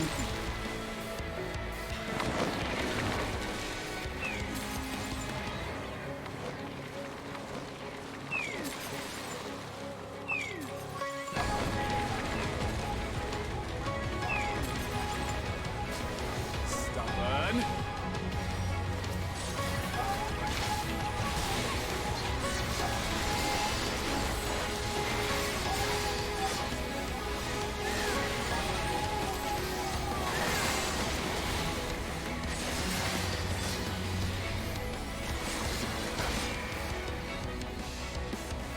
She's hidden herself. Find her quickly. You'll be in a world of pain.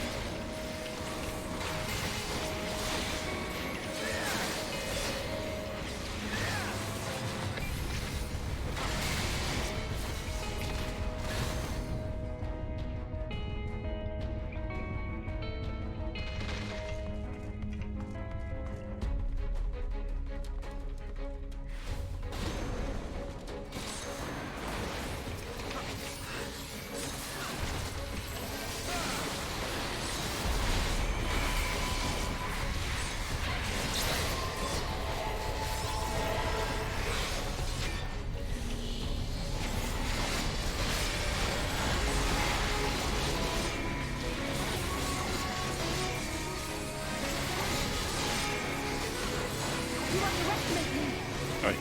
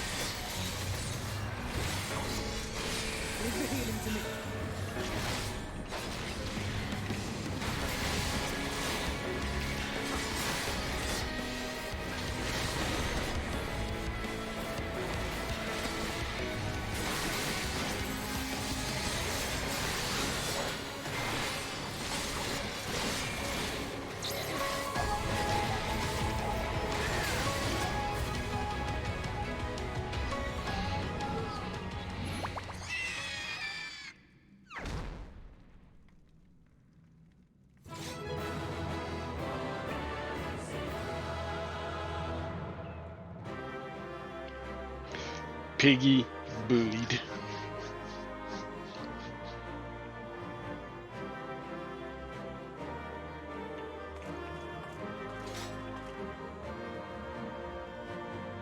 Is she torching?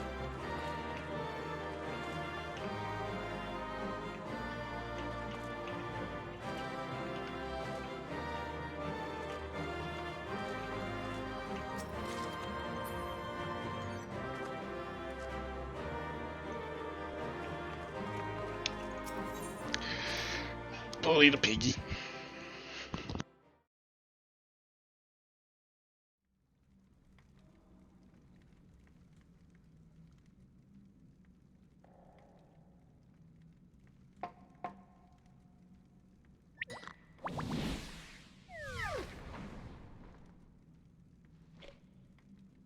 There we are. Quite tame. Then all that remains is for me to imbue her with the magic. My friends, I'm afraid I must trouble you for your ether once more.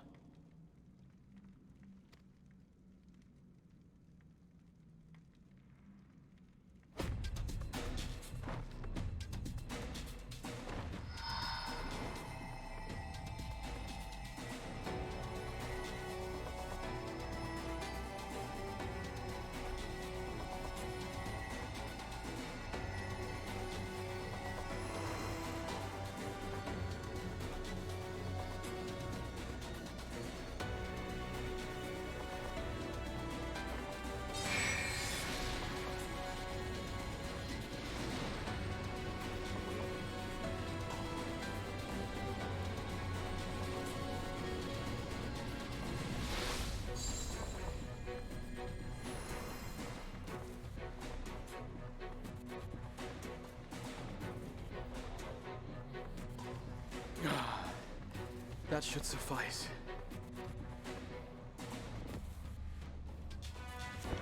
Good. Let's set her to work then, shall we? I want to see some porkses. Assuming that is, someone can spare the requisite energy. A mere drop in the ocean for the great sorceress Matoya, I dare say.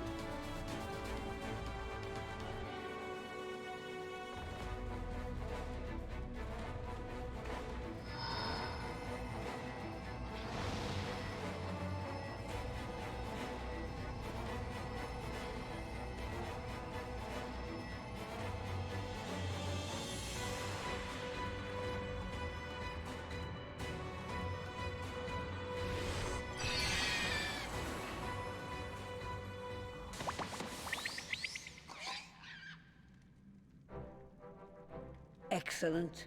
Our very own litter of Angelos. And we can make as many more as we want, simply by providing the Mother Porksy with additional ether.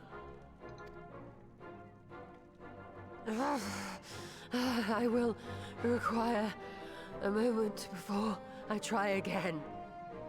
It's still hard work, but a damn sight more efficient than making them one by one. Thank you, Master Matoya. Everyone. We're a step closer to our goal. Distributed amongst the allied nations, they should do much to facilitate closer dialogue with the beast tribes. And given their present travails, I believe our friends in Limsa Laminsa should be the first beneficiaries. Agreed. Though I must leave this errand to you. I doubt my legs will carry me out of the cave, much less to Vilbrand. Thank you for taking the lead in gathering the ingredients. I expect you would benefit from a rest too. Yeah, we don't take rests around here. In addition to the porksies, I trust you've gained an inkling of how much effort goes into the creation of familiars. Or mayhap you attribute your struggles to old age. If I said yes, would it persuade you to treat me like an adult? Not with that pertness, it wouldn't. Anyway, assuming you have no other favors to ask, I shall be leaving.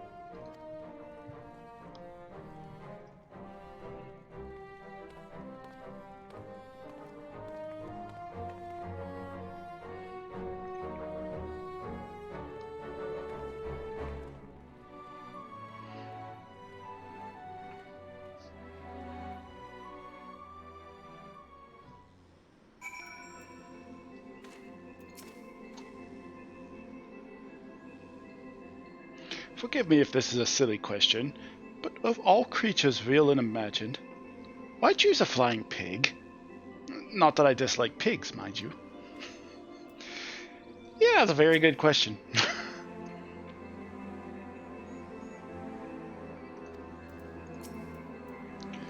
Lest you wonder, Master Matoya has returned to her cave with Shistola.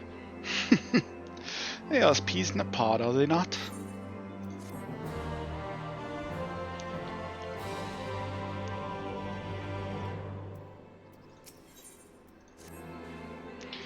Well then, my friends, let us return to Limsa Laminsa and deliver the good news to the animal. A word to the officer in Bulwark Hall should be sufficient to secure us an audience.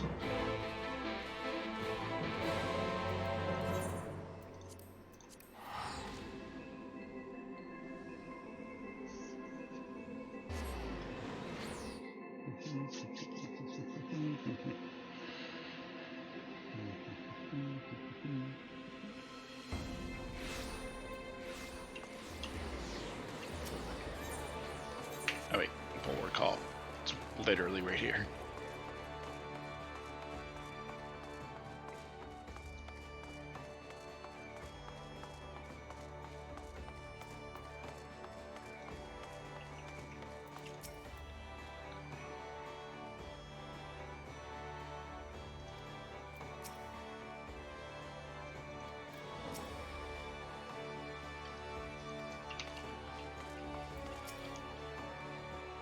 Ah, Captain Drac, ever a welcome sight.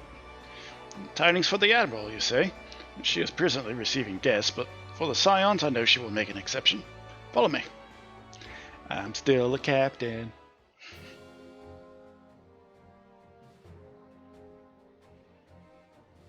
And guests that would probably benefit from hearing our news.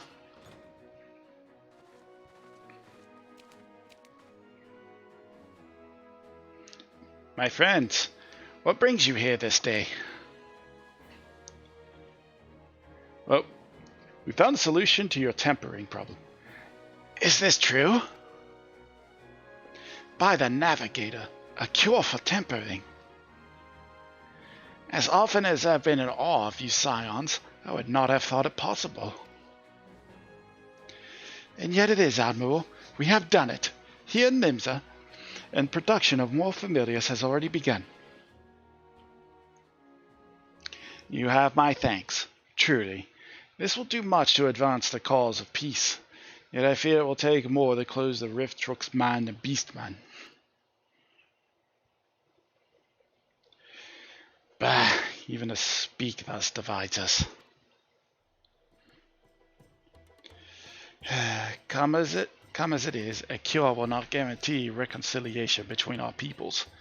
For though summoning and the tempered may serve to fuel the conflict, they are but symptoms of it. If we are to resolve the primal problem once and for all, we must address the cause. We must strive for mutual understanding and find a way to leave our bloody past behind.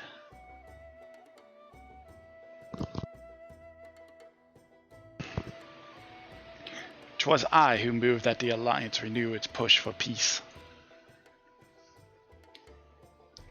Since our ancestors came to these shores some 7 centuries past, we Laminsons have been at odds with those who share our island home.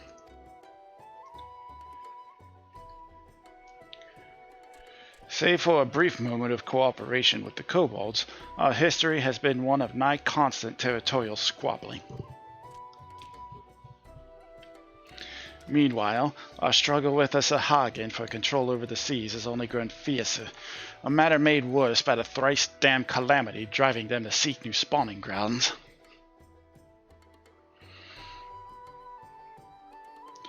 With survival at stake, each had no choice but to fight, and so I dismissed peace as impossible. Impossible was a word coined by the weak. I proclaimed to all who'd listen, and then gave up. You and yours put me to shame. Since you led us to victory against the Black Wolf, you have achieved the impossible again and again and again.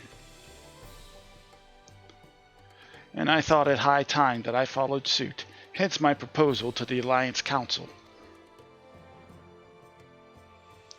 But no sooner did I reach out to our neighbors in Vilbrin than my own people sought to thwart me. You speak of the pirates who failed to attend the meeting. Aye, acting through a friendly faction among the kobolds, we had intended to seek an audience with a prominent patriarch. But the bloody executioners would not hear of it, and their absence sent a message to the rest. Though they are but one of 3 pirate powers, they are the greatest, and any attempt at peace would founder without them. I am given to understand that their leader, Captain Heelfear, has been bedridden for some time with an ailment of the lungs. Correct.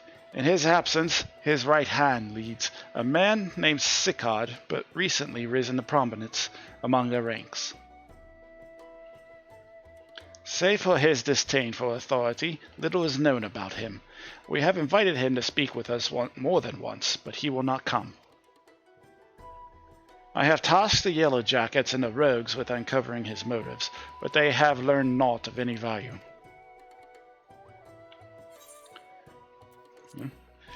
Well, we'll take care of it.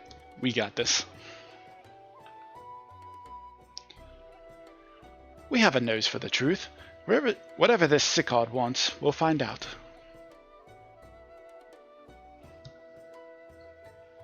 Truly, I would be much obliged. I shall look forward to hearing what you learn then. Good luck.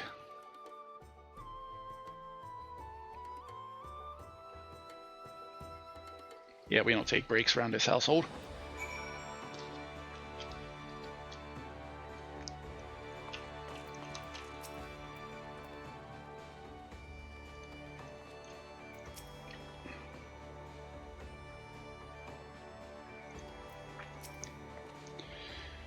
By way of a first step, I suggest we split up and make inquiries around town. Someone must know this Saccade. If you could approach the pirates, Lycus, the rest of us will seek out merchants and adventurers. The thing I do not miss. Oh, excuse me. The thing I do not miss about Aether Data Center being quarantined off from everybody else. The bots.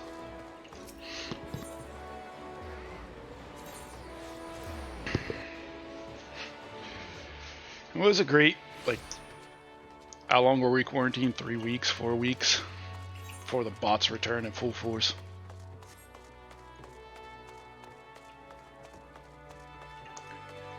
because the bots got banned and they couldn't make any new characters, so once they were gone, they were gone.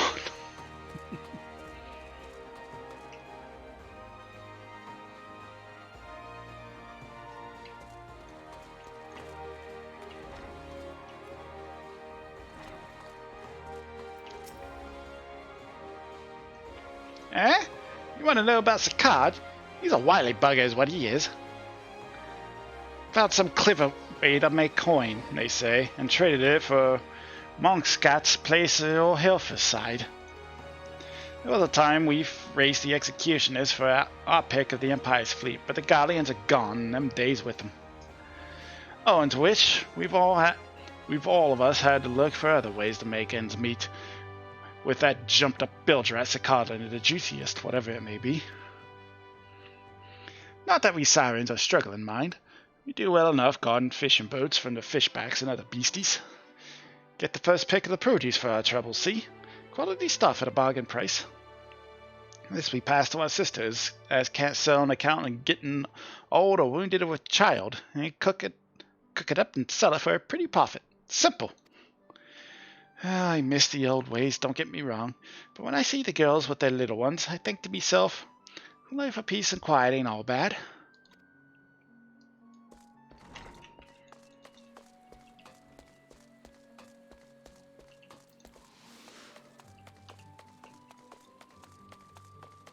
Yeah, I wish I could do a nasally voice good.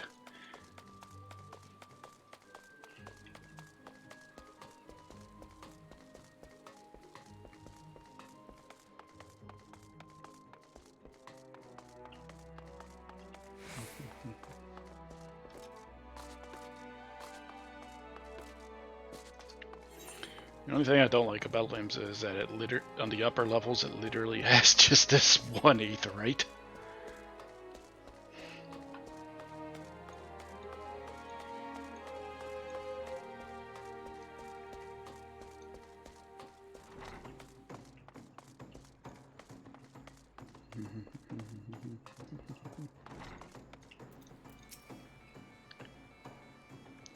Curious about Saccade, aren't you? As am I, my friend, as am I. Sadly, I know nothing of the man, save that the bloody executioners experienced a marked improvement over their fortunes after his promotion. Quite how he achieved this is a matter of some debate. As you know, the Thalacrosity permits us to attack only galleon vessels. The Thalacrosy? I think I said it right the first time. Moving on. Yet these have all but vanished from the sea since the Empire has turned in on itself. In order to adapt, we Krakens have taken trading with the East, but the executioners are less forward-looking. You cannot imagine they would willingly abandon the old ways. So how then are they lining their coffers? Whatever their secret, they are not like to share it with their rivals, but mayhap you will have more luck.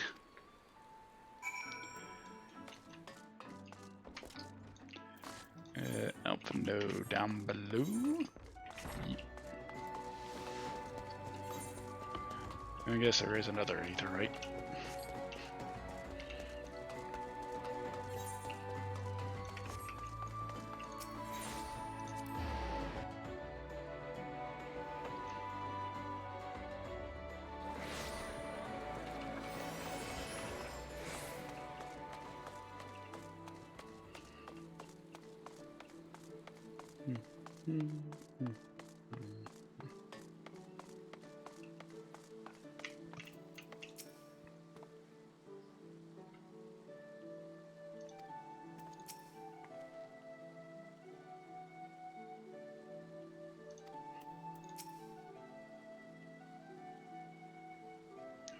I see that everyone has returned. Now, who would like to go first? Well, I learned that they hit it rich on something, but no one really knows what. So, just as their imperial prey began to disappear, Sakar turned the executioner's fortunes around with a mysterious new source of income. Whatever it is, it's nothing to scoff at. According to a tavern keeper I spoke to, the crew have been indulging themselves as never before, but no amount of drink seems to loosen their tongues as to how they are coming by their coin. For my part, I spoke with a reporter from the Harbour Herald. The publication has been investigating the secret of the executioner's good fortune and making little headway.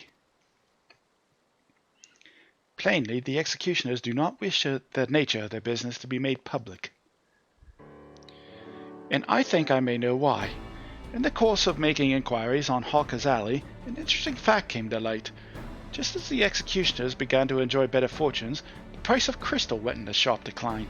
A sudden fall in demand, I was told. Curious, I contacted Hoary Boulder, who has been watching the movements of the beast tribes. My suspicions were proven correct. Despite ever-worsening relations between the beast tribes and the Thalaccracy, neither Titan nor Leviathan has made an appearance of late, suggesting that the kobolds in Sahagin lacked a means with which to summon them. Do you mean to say the executioners are divesting them of their crystals? All indications point to that conclusion, yes. Though we have had no hard evidence as yet, we must investigate further. Agreed. So how do we proceed? Oh, I have an idea about that. In fact, I have already taken the liberty of making certain provisions. So they started yoinking crystals from beast tribes so they can't summon and turning profit that way.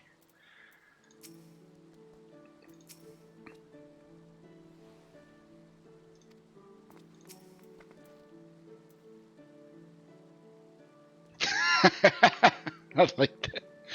Do you remember how Alpha Nova pretended to be some manner of merchant to infiltrate Yormore? Well, I bet you 10 gil he's about to reprise the role.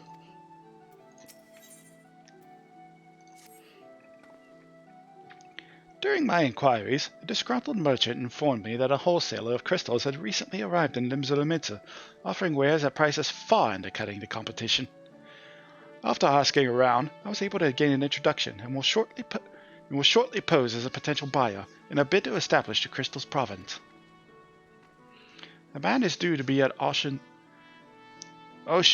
Embrace in Lower Lunacia shortly. I suggest we make our way there at once.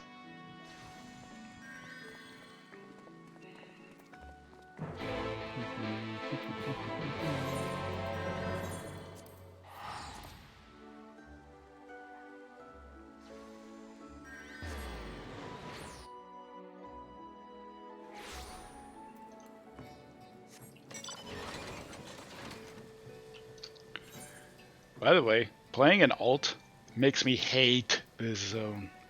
That the Aetherite is all the way in the south portion of the map. And if you want to get to the north portion of the map, well, too bad, idiot. You running.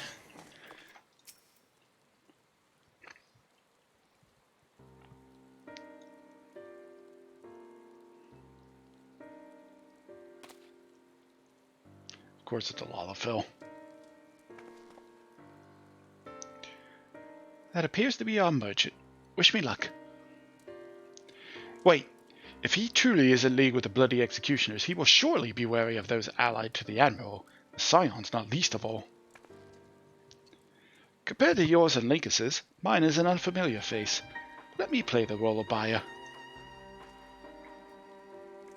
Graha is right, and even if you aren't recognized on sight, you look too genteel to be mixing with society's underbelly. Genteel? Very well. I'll leave it to you, Graha.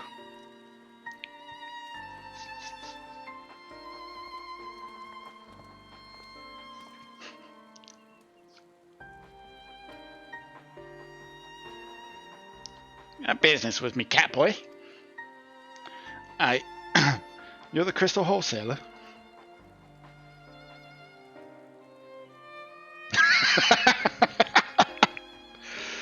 That I am. But you're a merchant. So what do you want the crystals for?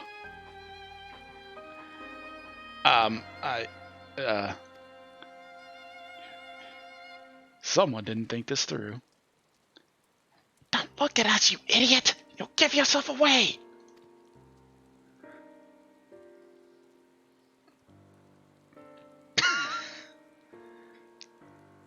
I see. You're a weaponsmith, am I right? And you need crystals to make stuffs like that fine specimen you've got there. That's right. I am indeed a weaponsmith, and I use naught but the finest materials. I bid you show me your wares. Well, we don't invite just anybody into our storehouses. It takes time to establish trust, you understand. Look, I have a large and urgent commission.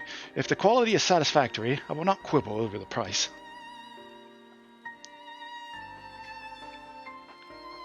Alright. Splendid and ordinary crystals adorning your staff, so make an exception. Come with me.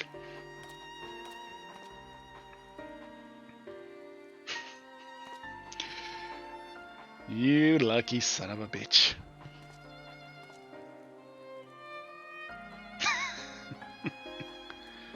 It seems to be working. Let's follow them.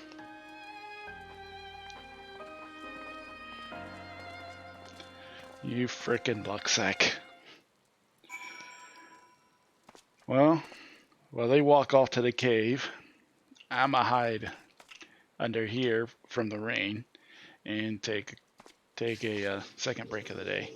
So I'm gonna get up, refresh the water, stretch your legs, all that good stuff. I implore everybody, all of you out there, to do the same. And I will be back in a few minutes. Enjoy the scenery.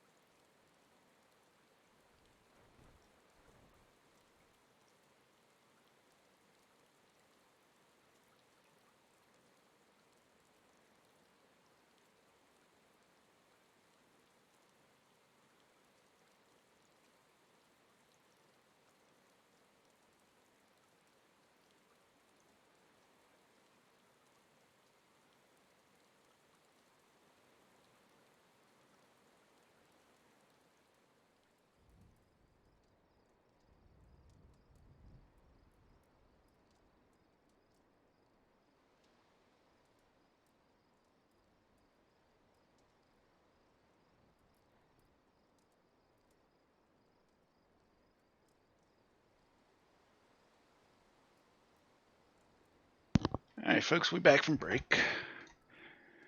Hope you all had a good one if you took it. Let us go see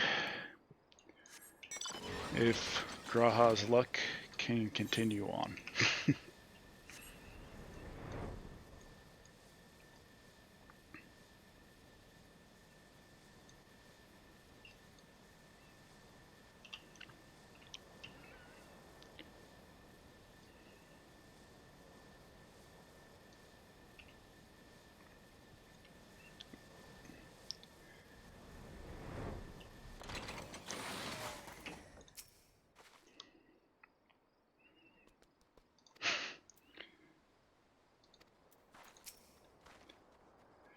They went into that tunnel quietly now.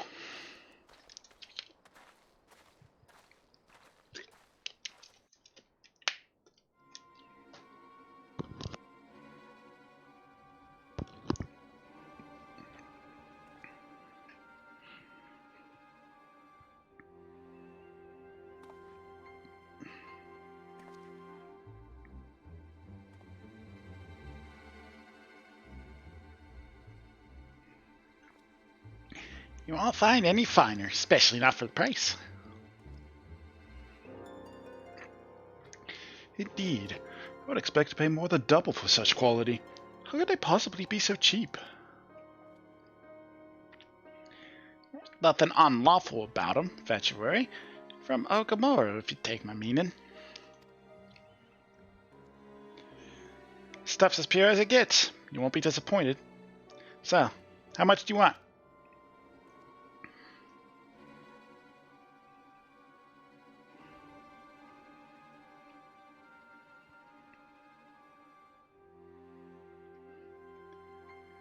Ogamoro, taken from the kobolds just as we suspected.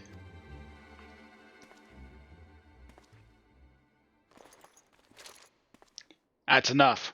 Shut your gobs and turn around. Slowly. Damn.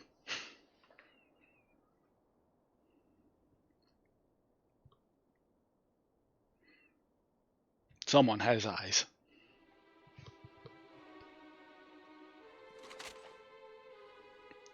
I'm Zakard, acting captain of the Bloody Executioners.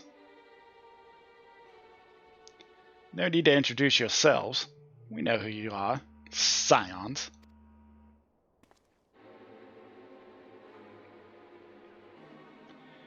And we also know you've been chatting to the Admiral. Eyes and easy everywhere, see? Comes with being the only true pirate crew left in Limsa. So we've established you ain't here to buy crystals. Question is, what are you here for? You are bold to reveal yourself to us without knowing our objective, but that would explain your swift rise to power. You have spoken plain, and so I shall return the favor. We came here to learn why the Bloody Executioners oppose the Admiral's will. And we have our answer. Should Limsa Lamenta make peace with the kobolds, you would lose the source of your newfound wealth.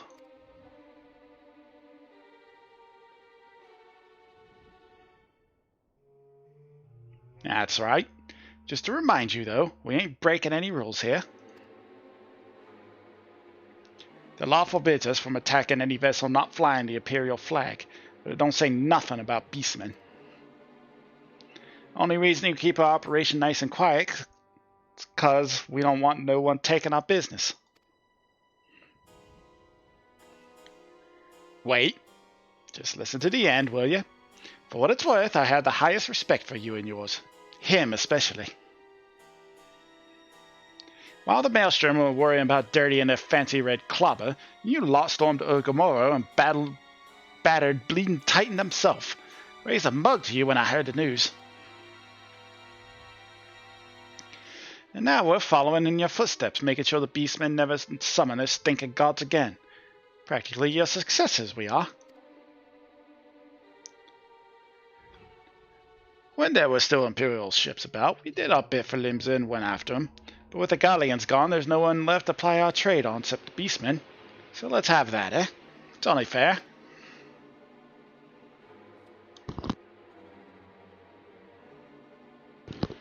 contemptuous though some may find your views, it is true that you have broken no laws. That being so, I see no reason why you should not state your case directly to the Admiral's face. Unless the acting captain of the only true pirate crew left in Limsa has some other cause to hide in a cave. Well said. Well said indeed.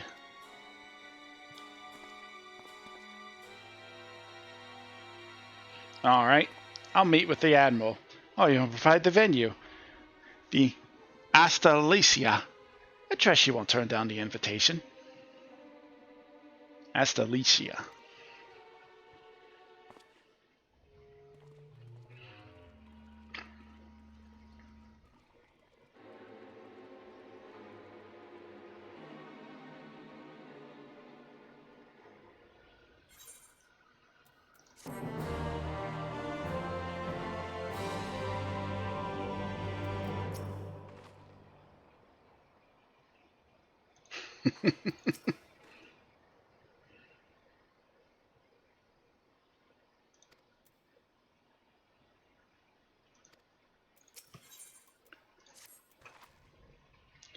I thought myself the hunter, but it turns out I was the prey.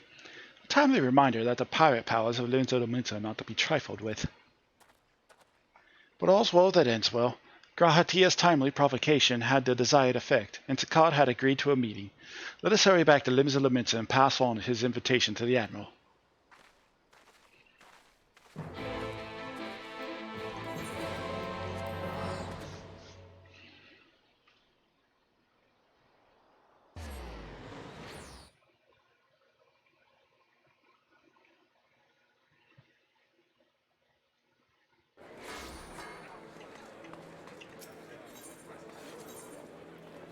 Hey, what am I doing?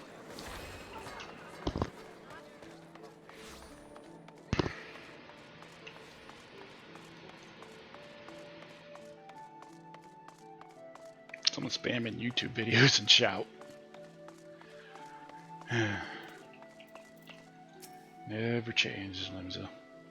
Captain Drac, your companions have already reported to the command room. Will you be joining them? I will indeed, sir.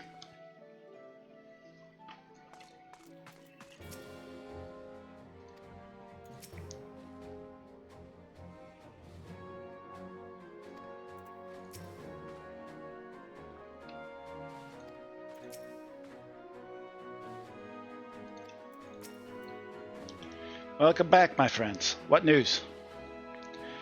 Well, Sakkad's agreed to meet with you aboard the... what was the boat again? The Astalicia? So they have been stealing crystals from the kobolds. My thanks for solving the mystery and securing a meeting besides. Suffice it to say, I accept Sakkad's invitation, and I would have you join me as my guests. The future of Limsa hangs upon the outcome of this meeting, and I would have the Scions present to bear witness. Oh, we just going right into it. Alright.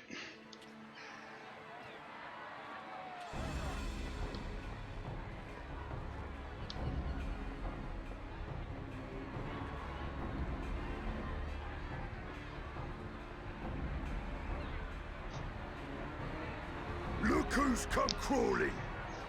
Traitor! You can shove your piece! Damn, calling your Admiral a traitor? Welcome aboard, Admiral. I'll wager you don't remember me. Sakkad, acting captain of the bloody executioners, at your service. 'Twas kind of you to invite us. Now, if Captain Hillfear has a message for me, I bid you speak it. We have just the one demand. That you forget this bilge about making peace with the beastmen. Ours is a nation of pirates. Always has been, always will be. Deny us our right to plunder, and you deny who we are. Too bloody right! Pirates till we die! What we want, we take!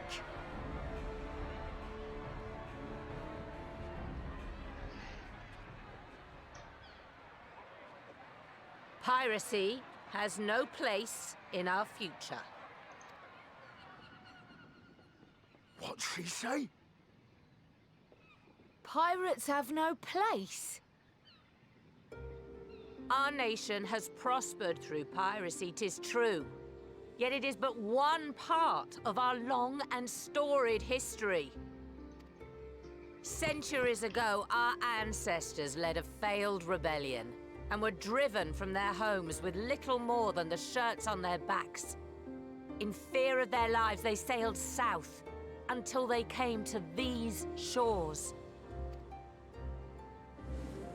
Finding the land occupied by kobolds, however, they were forced to turn to piracy in order to survive.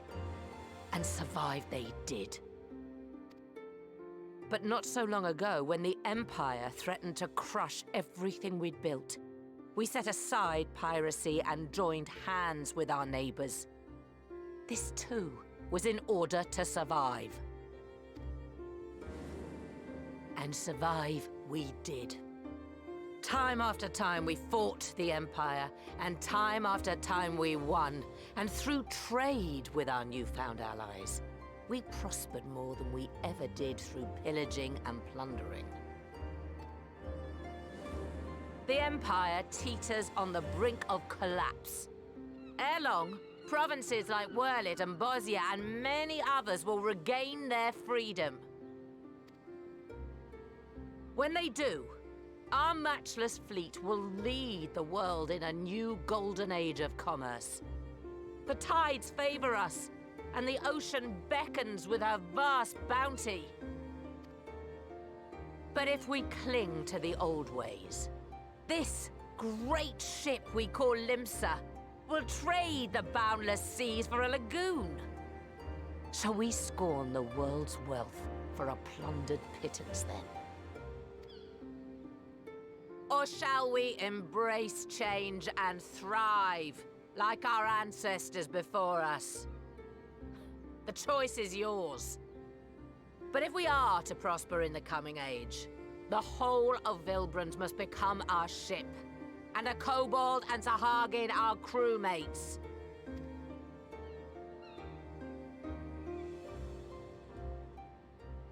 Rousing words. Might even be some truth in them.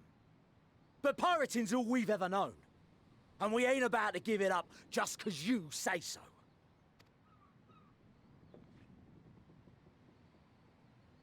Still, we're all the Mincins here and no one wants a war.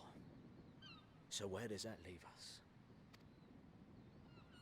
Long before you became Admiral, I heard you was captain of the League of Lost Bastards. That true? If so, you'd know how we pirates settle our differences.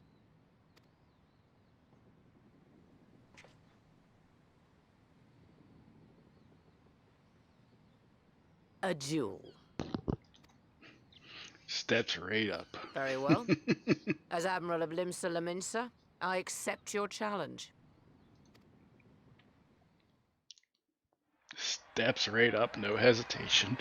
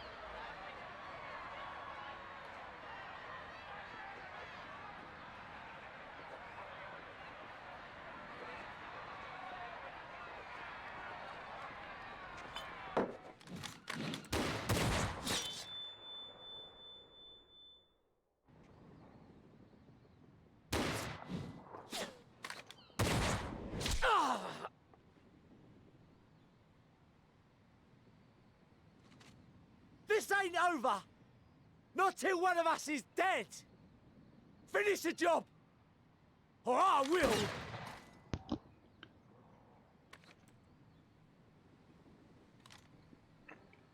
When you only have 2 shots in that thing anyway.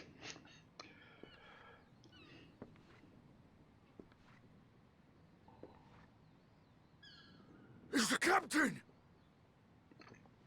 Captain Ilfir! Ye fool! 'Twas over afore it began. Captain! Seems the whelps have been yapping while their master was abed.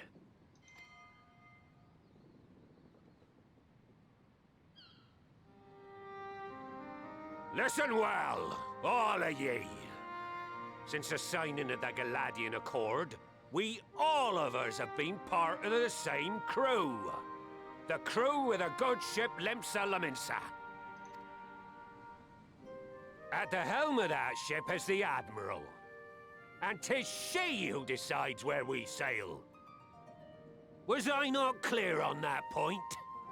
Or did you forget whose deck you stand on? Nay?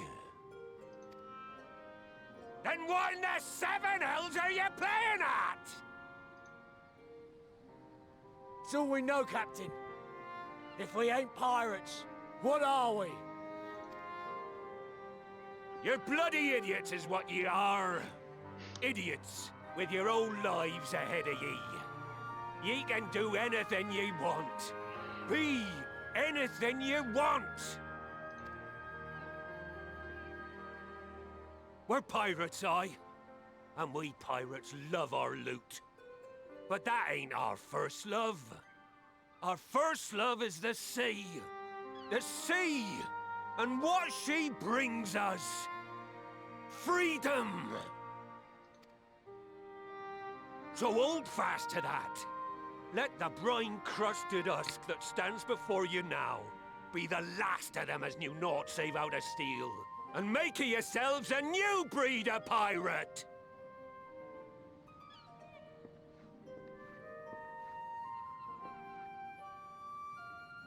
Lad, I made ye me right hand 'cause I saw something in ye. And I still do. You've the makings of a captain. All you lack's the belief.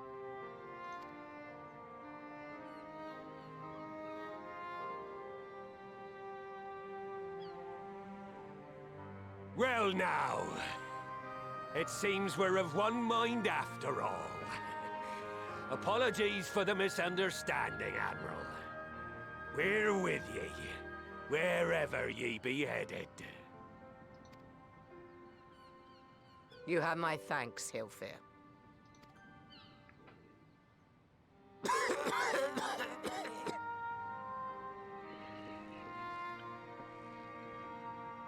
That don't sound good. Your choice of dueling pistol did not escape my notice. Good old Annihilator. Ender of many a proud pirate's voyage.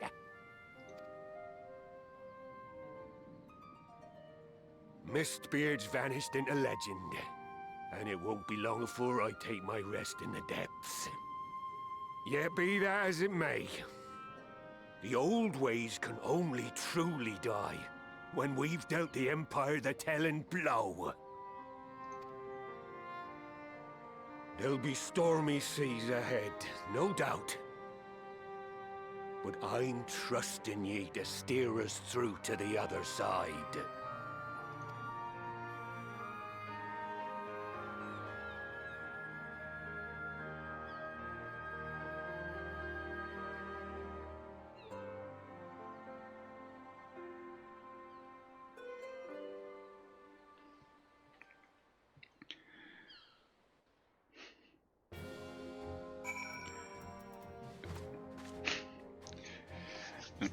Crew gets uppity, captain shows up to put them back down.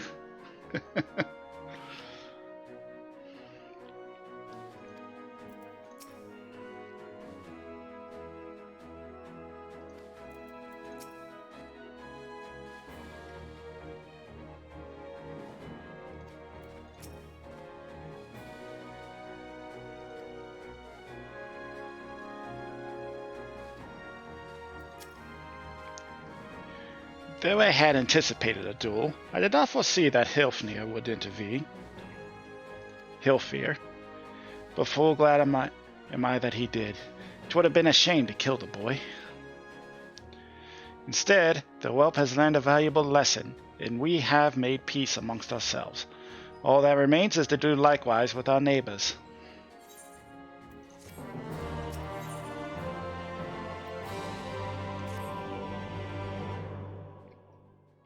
I think there's 2 more quests to go.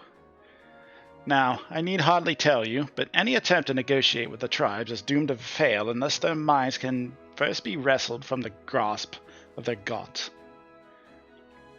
And so, in the meeting we seek to arrange with the kobolds, I would have you free their leader of Titan's influence.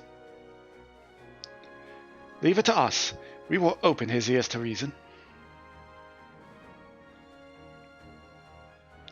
You have my thanks. Ere we proceed, there is something you should know.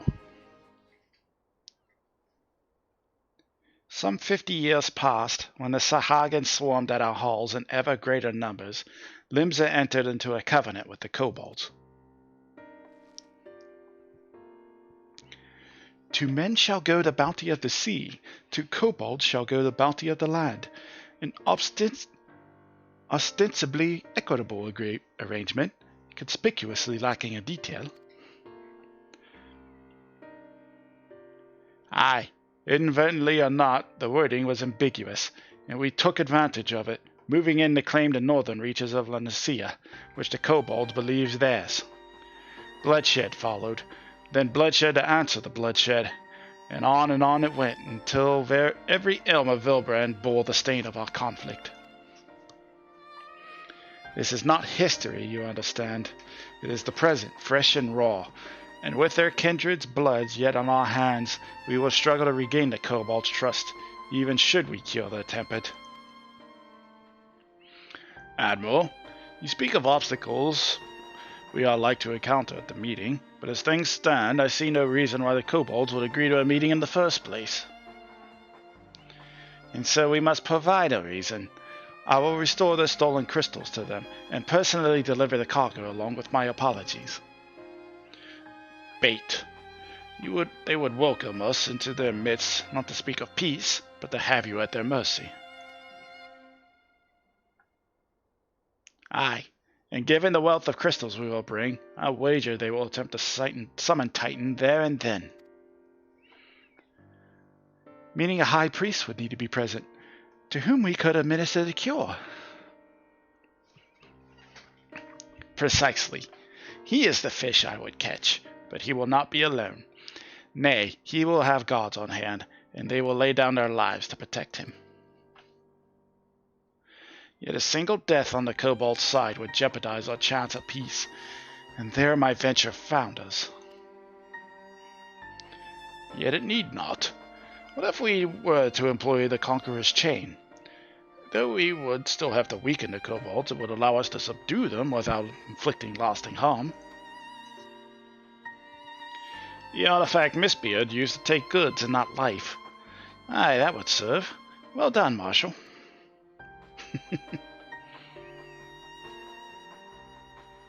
So, friends, what do you think of our strategy? The effects of tempering are cumulative, and we may safely assume that the High Priest's exposure to primal influence is extensive. It will therefore take a great deal of ether to reverse its effects, not to mention time. Time during which Alizé would be defenseless. Even should we all look to her protection, I am not convinced we could keep an entire army of kobolds at bay. Well, I'm happy to take that risk. It's not as if we have any other choice. Besides, it's what Tesleen would do, and had I not followed her example, we wouldn't even have a cure for tempering, much less a chance to bring peace to Vilbrand. So I'm going to cure that priest, or die trying. I believe in you, Alizé. And I believe in you too. You and everyone. I know you'll keep me safe. It is settled then. See to your preparations and make for Camp Overlook. We will join you there anon.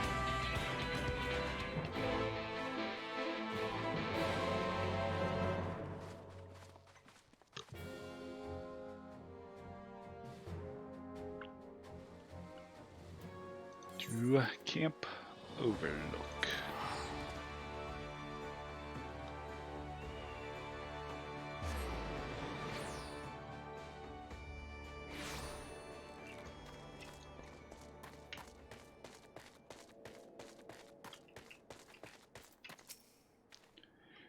Be under no misapprehension. The extent of the High Priest tempering is like to far exceed that of Gabu.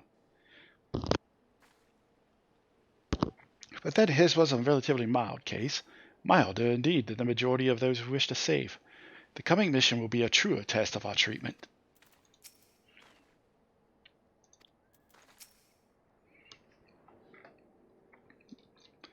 The real test of our cure.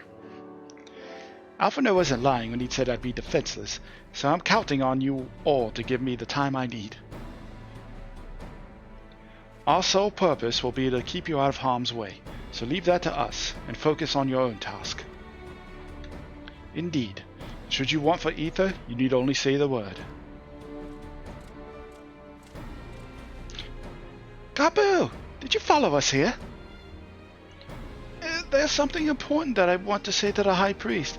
Express, say. Please let me come with you, please.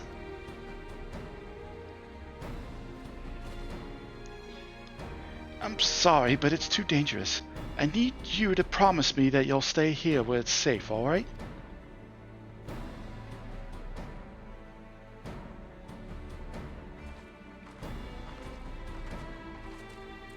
My apologies for the wait.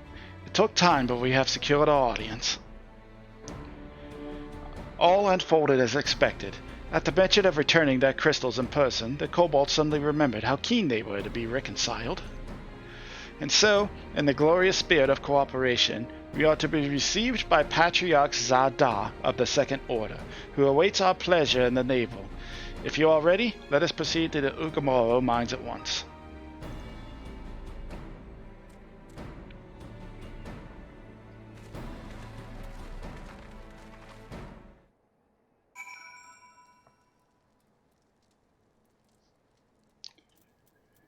And we use a small amount to navigate the caves.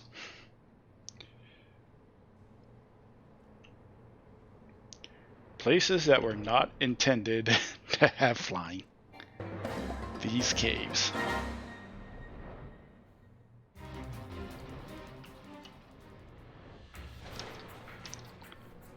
Especially the fact that how low you have to dip to go through the damn doors.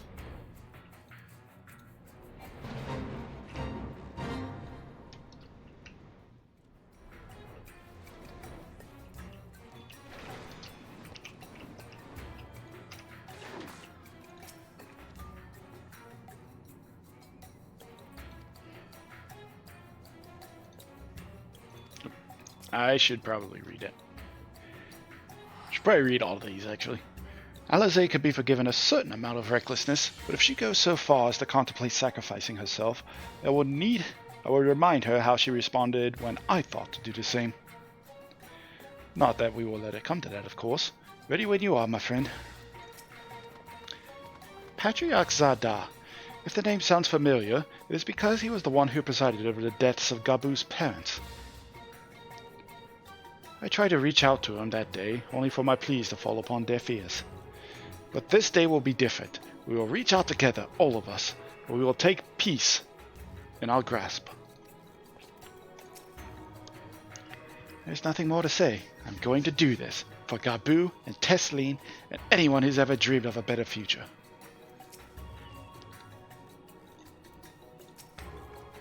This aetheryte will bear us to our quarry. Should we make the Summoned Titan?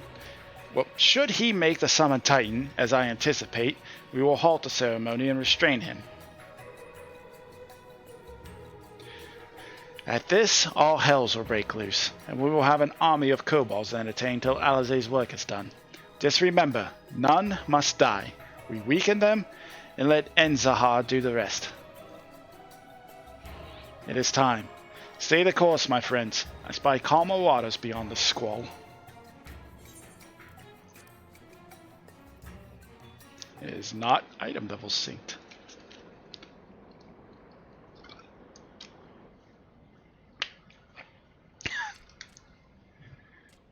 corpses are still there.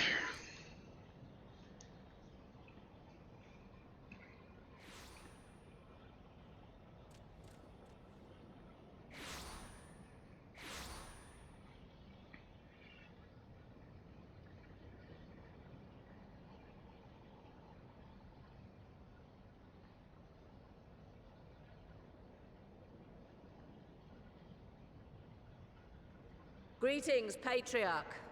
I am Merlwib Blufistvin, Admiral of Limsa Laminsa. I come before you to offer my sincerest apologies for the many wrongs committed by my people against you and yours.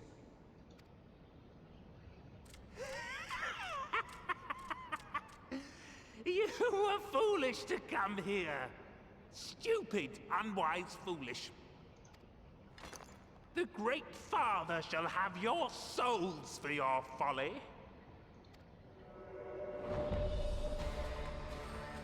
Aye, just as we thought.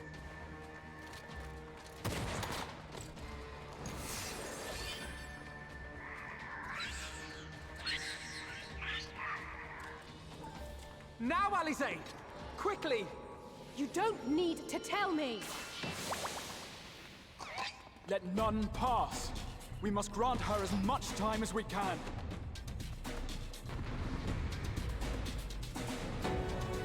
Here we go.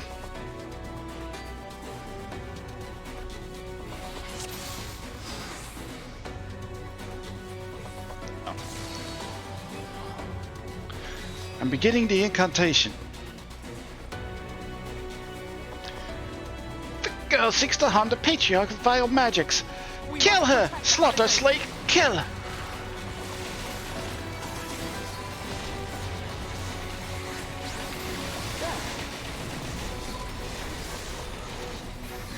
in my sights.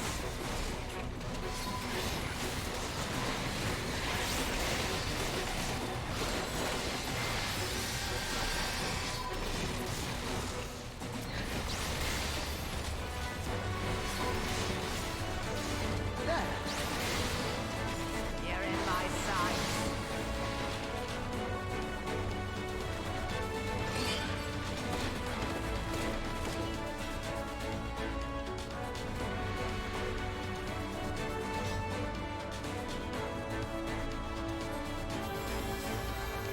No!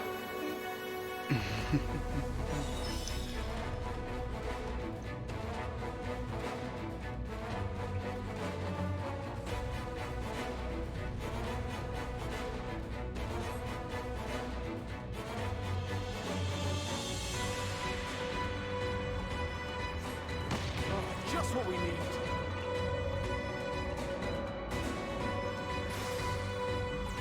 You're not alone.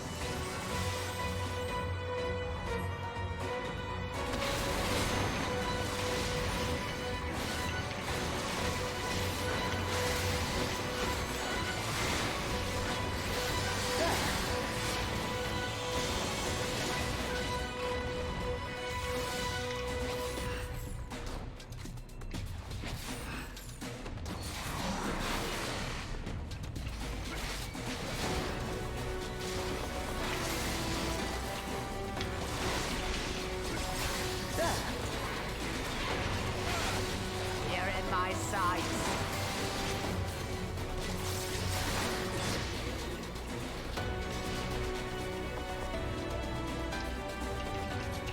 Here you are, Alize.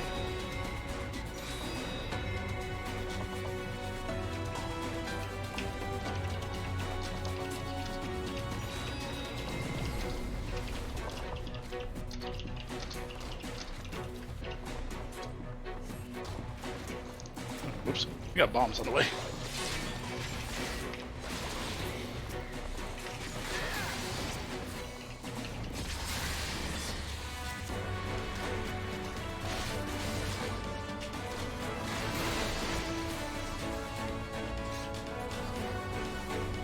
Even more bombs.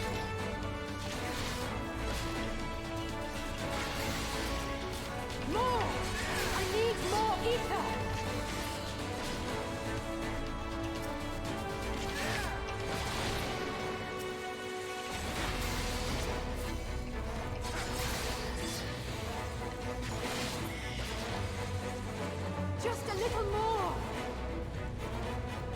Well, shit.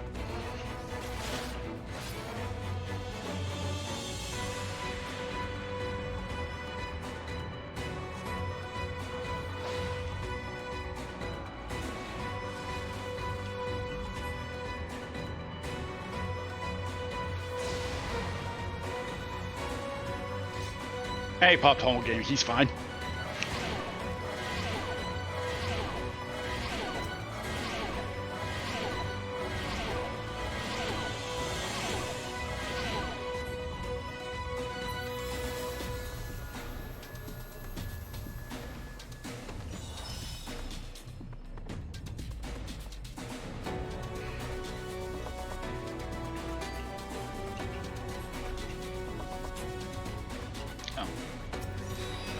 Whoops, sorry.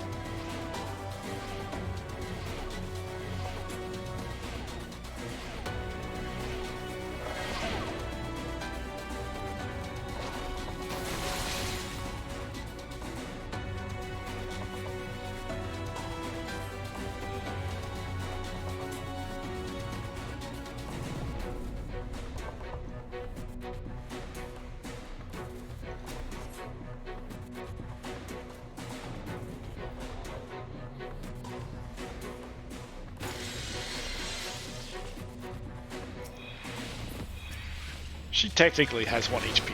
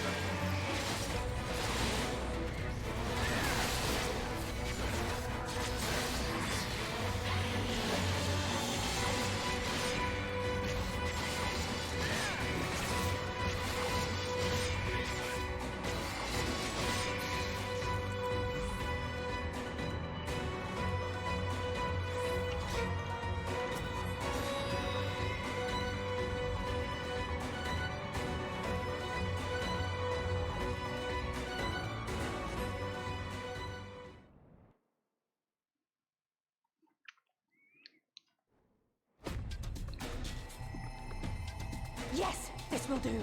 Here I go.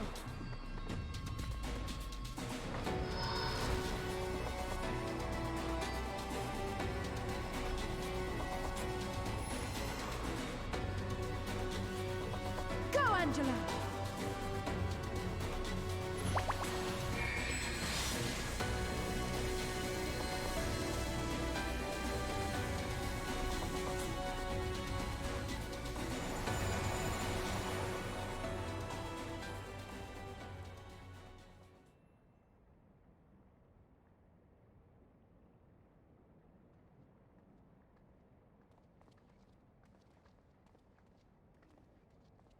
Did it work?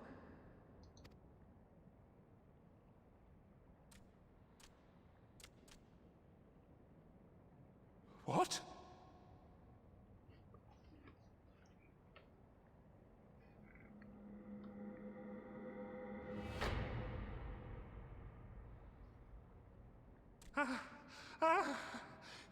What is the meaning of this? I'm sorry, but they died by your hand. You sacrificed them to summon Titan.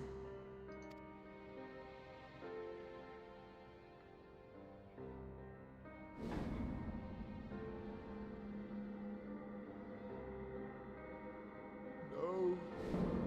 No, no, no, no! Why? Why would I do such a thing?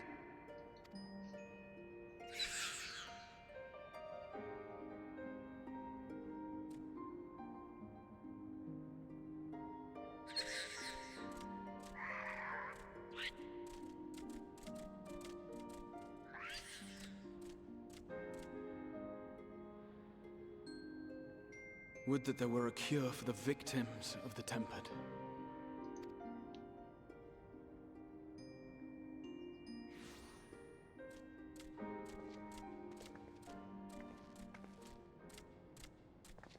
Gabu!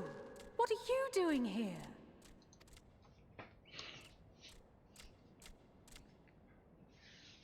Patriarch, please listen to me. Hear, heed, listen.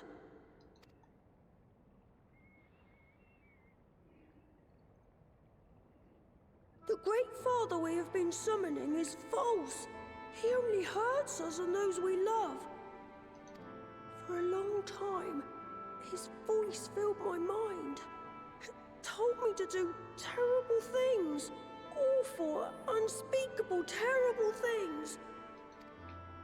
But I didn't give in to it. And you mustn't either. There's been too much pain already.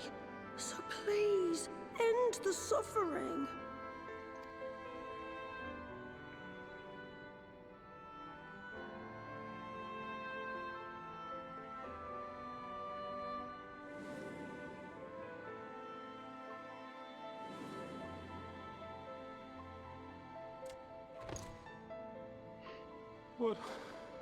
What have I done? We share this child's desire, Patriarch.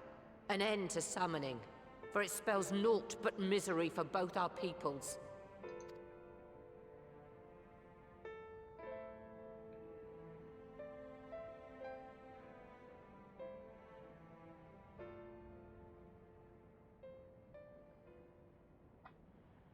For many long years, man and kobold have feuded over territory, pillaging and perishing for the earth beneath our feet.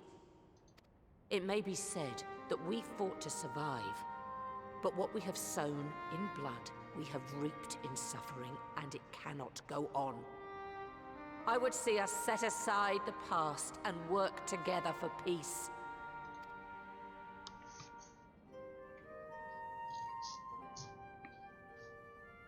It was wrong of me to hurt my own in the name of the Great Father. Sinful, evil, wrong. But that doesn't mean there can be peace between us.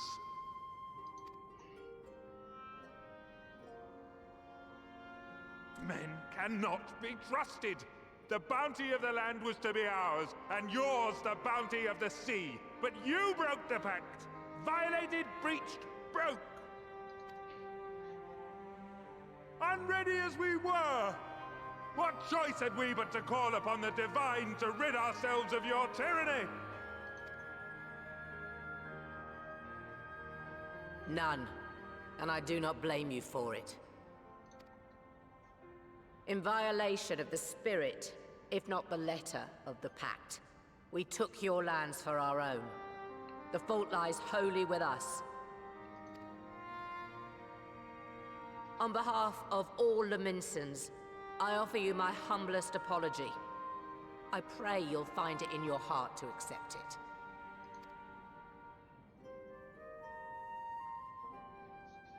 Yet I know an apology alone will not serve to make things right. So, we will revise the pact to leave no room for doubt. And any who violate it shall face justice, swift and certain. No, we won't be fooled. Not again. Please, hear me to the end. Fleeting though it was, there was a time when man and kobold abided together in harmony, in cooperation.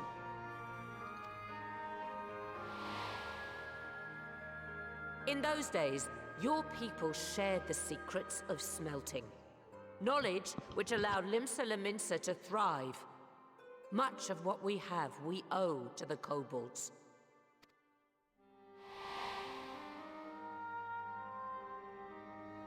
And so, for the good of all who dwell on this isle, I wish to make you an offer.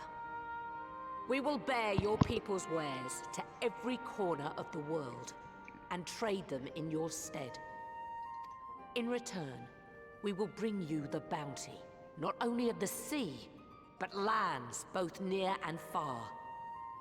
Whatever you desire, the Navigator as my witness, you shall have it. There will be no more man and beastman.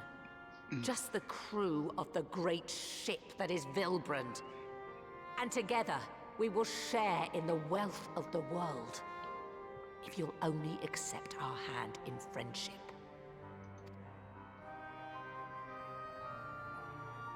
We want to believe you. We truly do. But we believed you before and you betrayed us. Fooled, deceived, betrayed us. There are bad men, it's true. But there are also good ones. And the ones before you are the best of them. They were always kind to me. Caring, nice, kind, and I trust them with my life.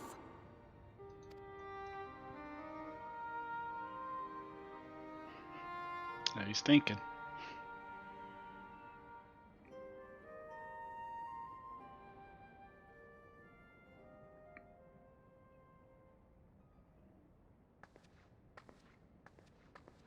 Before I became Admiral, I was a pirate. I stole. I fought. I stained the sea red with blood. Such is my past, and I dare not forget it, however much I might want to.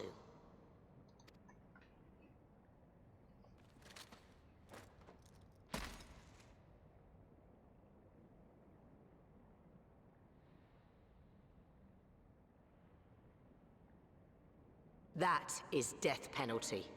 The pistol I used to pass judgment on my own sire when he fell thrall to Leviathan and betrayed his comrades. It's loaded. If you were to point it at my head and pull the trigger, I would most assuredly die.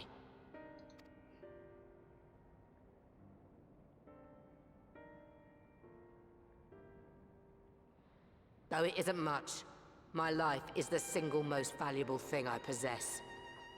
If it will suffice to atone for past wrongs, take it. A single bullet to annul the old pact, and my blood to write it anew. What comes after, I entrust to this man, my second in command. I know that he will do his utmost for the happiness of all who call Vilbrand home.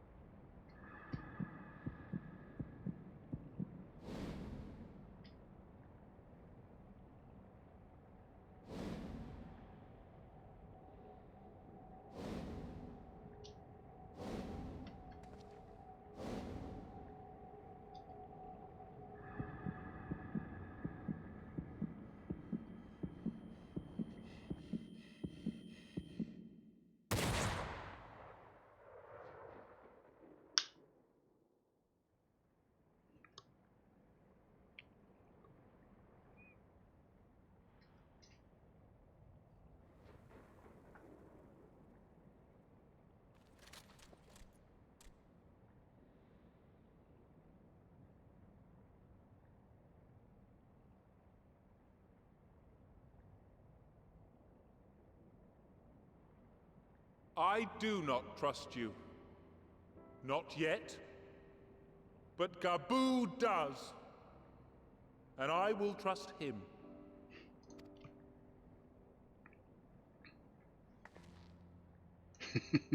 Guy's breathing a sigh of relief.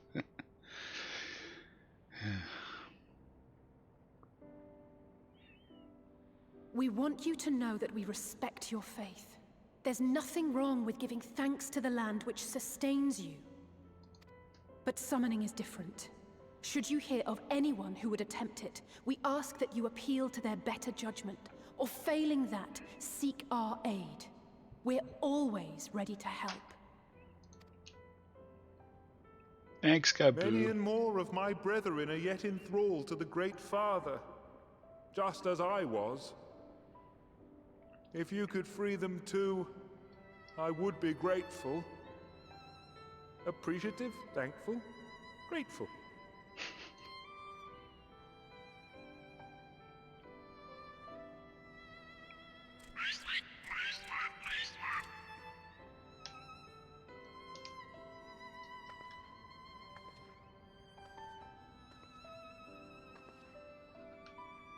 'Tis we who should be grateful, Patriarch. I thank you for affording us this chance.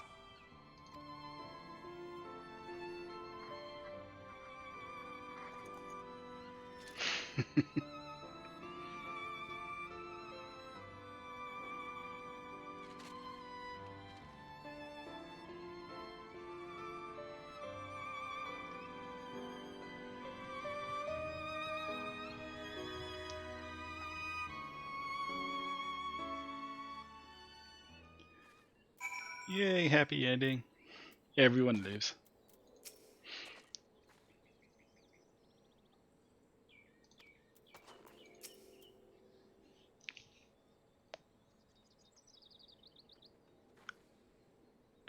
In two separate worlds the seeds were sown, and through the determination of two indomitable women, they have quickened into this historic moment. I feel honored to have been present to see it.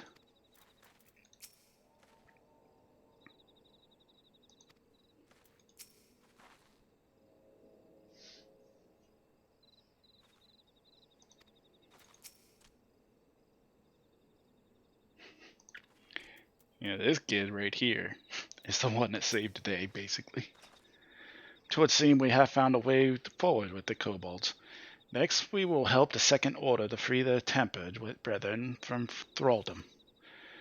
Theirs is far from the only order, of course, and it will take no small amount of time and effort to reach the rest. But reach them we will, however long it takes. I would say that I'm in your debt, but that has long been true. So instead, I will say thank you for helping us to plot a new course not only for Limsa Lominsa, but all of Eorzea.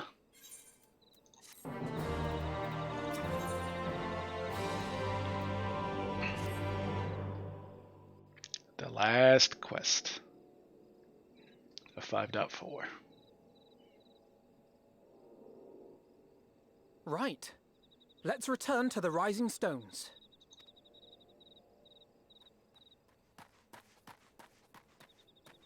Admiral, something strange is afoot at the floating city.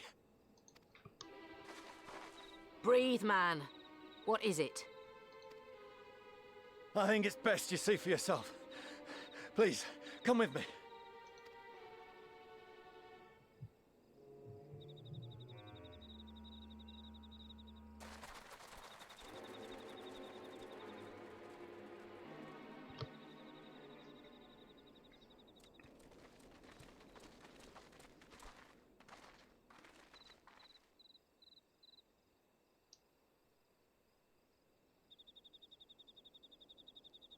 What in the world is that?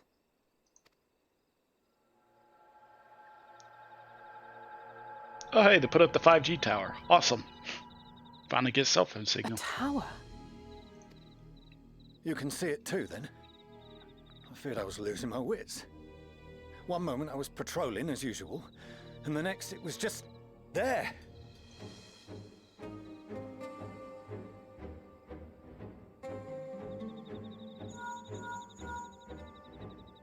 Yes? This is she. I am. I'm looking at it. What? Understood. Send the Elder Seedseer my regards.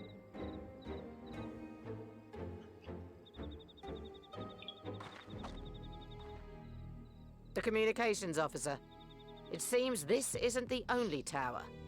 They've sprung up all across Eorzea.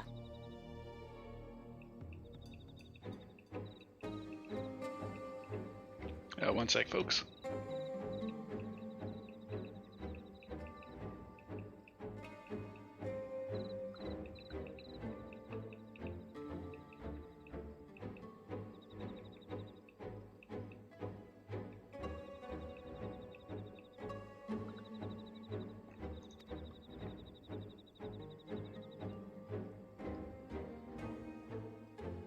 Nothing more is known, only that they appear to be of Garlean construction. Our allies on the Alamegan front are on highest alert. I don't think it's Garlean, but you do you. Forgive my directness, but would you join them? They may well need the help. Of course, Admiral. We shall make all haste. My thanks. I will return to Limsa to weigh our response. Look for Commander Hext when you arrive in Alamigo, and may the Navigator speed you on your way.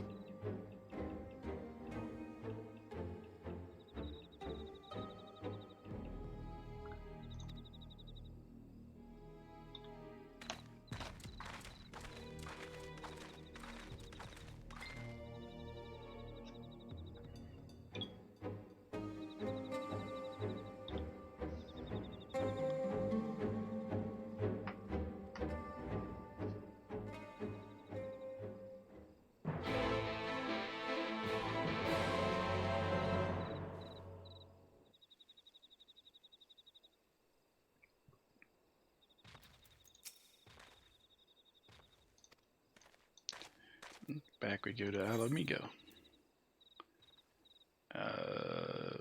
Right.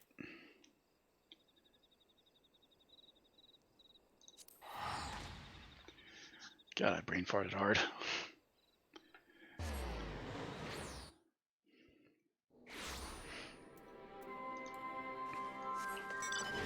Oh, and of course it's right here.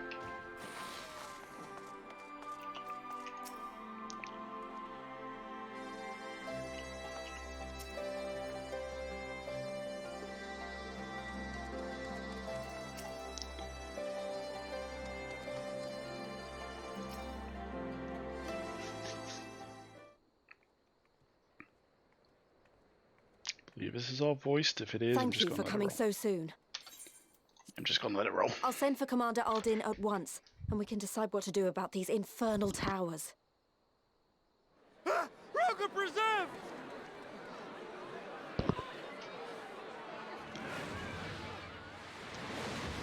That's a Durgan. It can't be.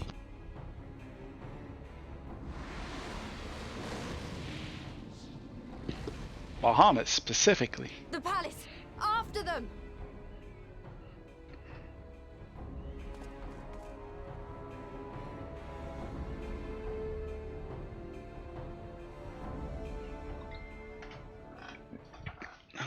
Excuse me.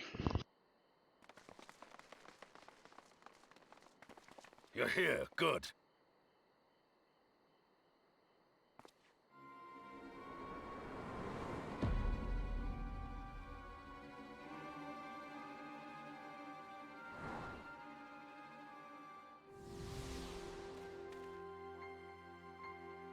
Well, well, well! To be received by such an illustrious cast! Why, even the hero of the piece is here! I feel quite starstruck. Is that Asahi? His body, more like. You don't fool us. Oh! You saw straight through it! Anyone would think you dealt with Asians before. Permit me to introduce myself.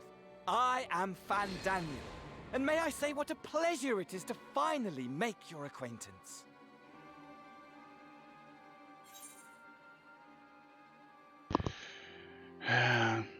What are the towers for? My, straight to business is it? Suit yourself. Ain't playing games with no It is Asian. my intention to recreate the final days. To which end I have distributed a collection of rather ingenious devices, or towers, which will, in time, give rise to the grandest of spectacles. The final days? But it was the Asians who labored to prevent them.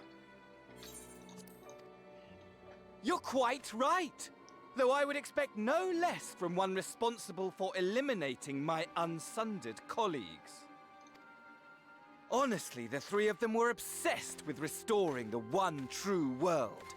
As a sovereign individual, however, I never had much interest in such things. I mean, why bother when you're just another sundered minion? Admittedly, Elidibus was not convinced by that argument, but thanks to you, I'm finally free of his incessant nagging. Free to use my powers as I see fit, to fulfill my heart's desire.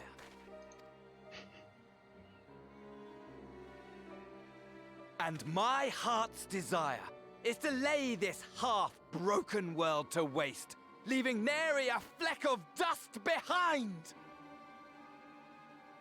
What? Why would you want such a thing? Because I want wretched creatures who ask such meaningless questions to die! You! And you! And you! I want you all to die! And I want to die too! Oh, yes! I want to die and take everyone with me in a paroxysm of pain and suffering! Guy lost his damn mind. I'm different, you see, from the ancients who clung to dear life, and from you. So don't bother trying to reason with me. You will find I have no reason, or creed, or any such tripe. I just want to destroy the world. But please do resist with all your might. It will add to my enjoyment. Now then, ladies and gentlemen, keep your eyes peeled, for the curtains have risen on the spectacle to end all spectacles.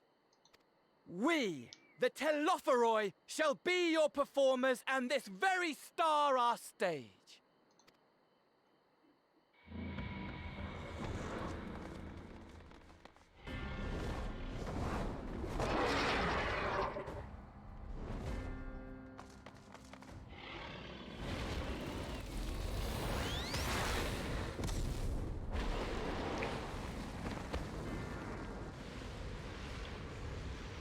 From what I hear, this is about how your average UCOP group goes.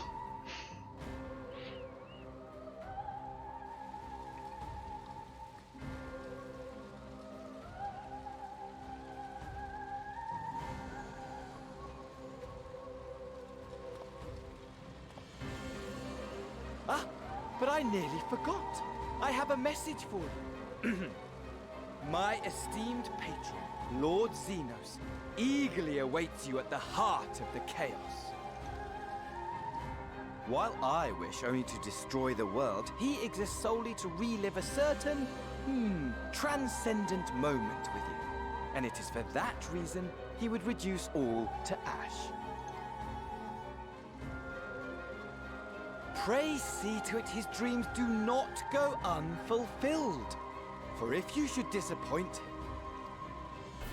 my trusty companion here, whom I've dubbed Lunar Bahamut, will burn your cities and everyone in them.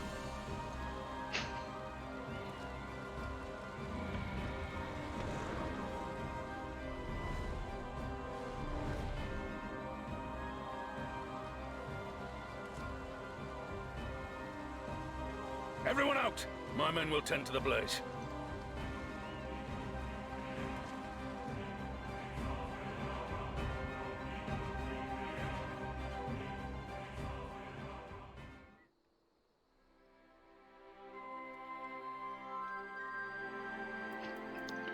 Well then, we got a Durgan.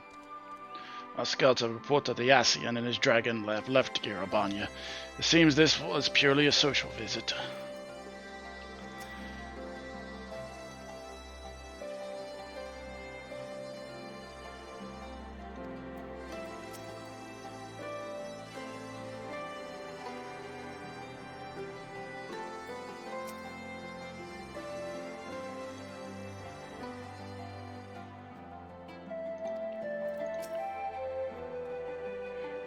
Thank goodness everyone's safe.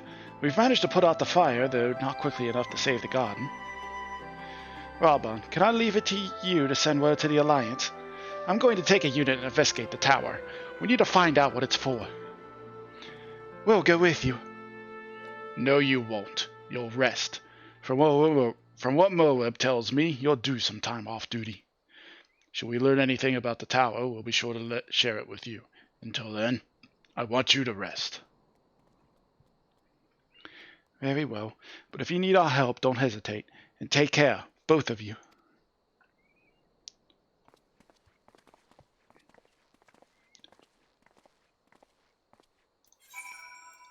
Back we go to Moradona. From.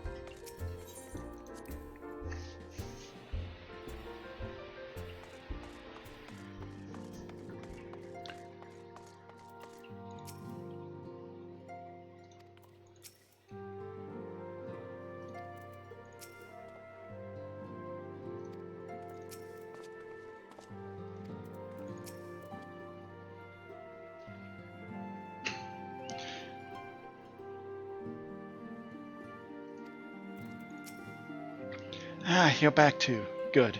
We received the reports from the Alliance. Since we are all here, perhaps those who bore witness to the events in Alamigo could treat the rest of us to a first-hand account? Well, Van Daniel showed up, he's batshit crazy, sick lunar Bahamut on us, gardens destroyed. You might be screwed. No sooner do we overcome one problem than another appears. It would all seem tediously predictable, but for the endless variety of our foes. This Van Daniel sounds even more unhinged than his patron. Unhinged, perhaps, but no fool. For all his pantomime theatrics, he gave away little about his plot. We know only that he intends to recreate the final days, and that the towers will somehow facilitate this.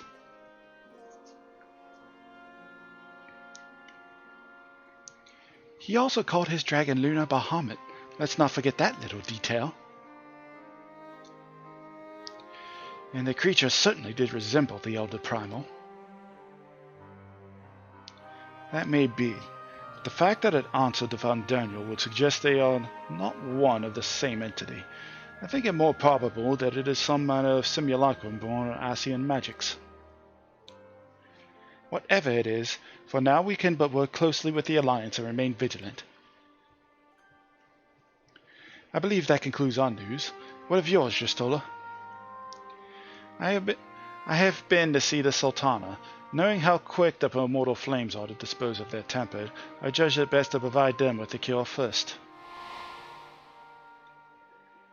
As soon as I had sufficiently recovered, I traveled to Uldar and delivered the porxies to her grace, along with detailed instructions on their use.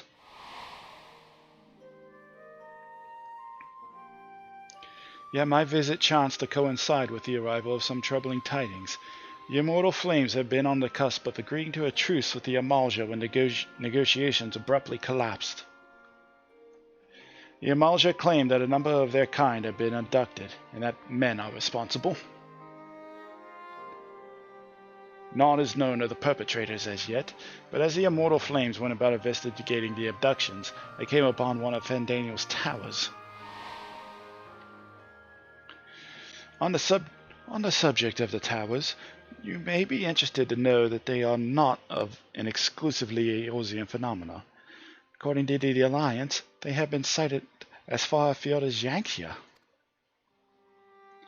Then it would seem reasonable to assume that they are everywhere. We simply have not found them.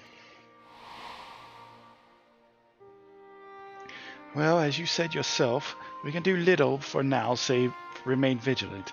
And since we are dealing with a dragon, ostensibly at least, I believe it would behoove us to enlist the aid of an authority on such foes.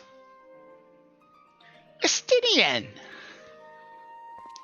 Estinian? Now just a moment. If he could but be persuaded to lend us his lance, I would be the first to welcome it, but the truth is, we will struggle even to find him. You let me and Cryo worry about that. We'll sniff him out no matter where he's hiding.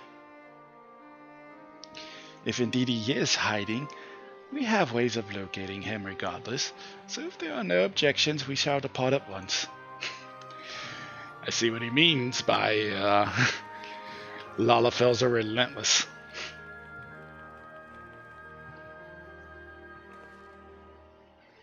Well, rather than sitting around, I think I might go to each of the city-states and educate them in the use of the proxies. They would doubtless appreciate it, but might you consider taking a moment to rest before leaving? You would be fresher for the tasks ahead.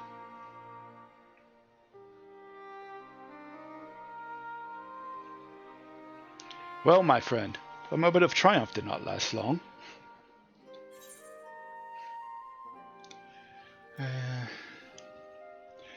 I really could have done with a rest.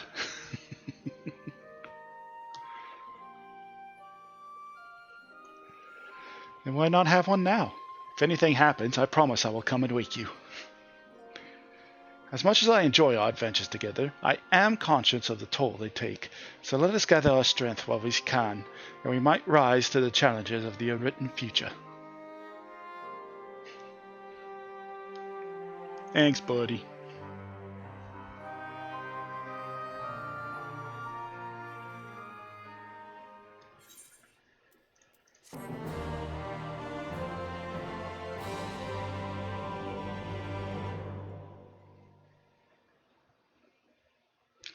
Meanwhile, somewhere in the locks.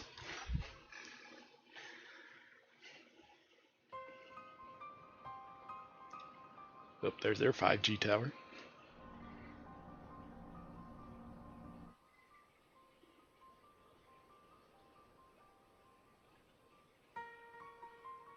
The scouts should have been back by now.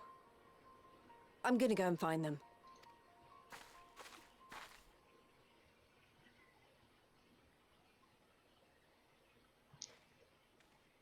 Oh, thank goodness for that.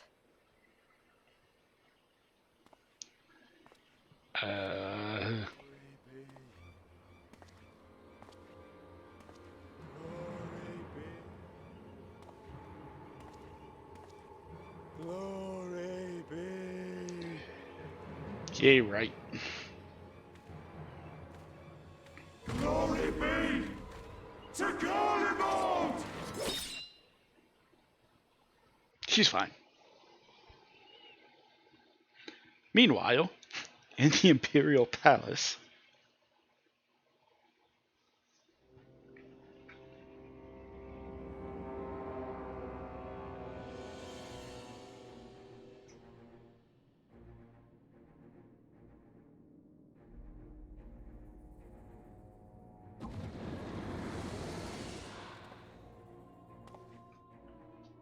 The piles have been driven as planned, and the first of the beasts has roared to life.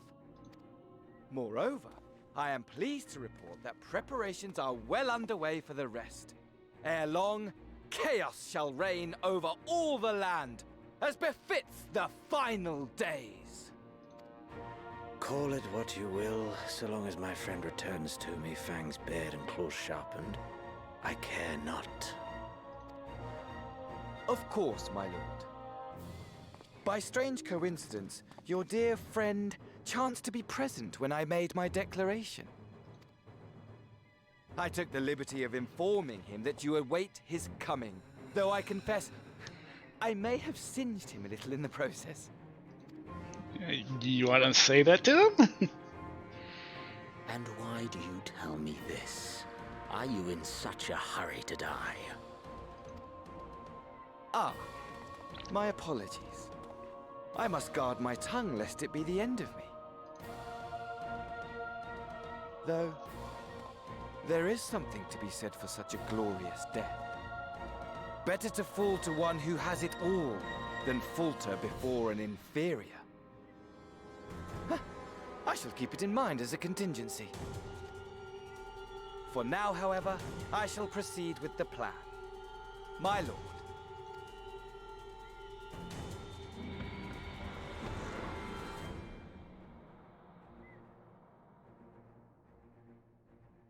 I must find myself a new weapon. One worthy of our long-awaited reunion.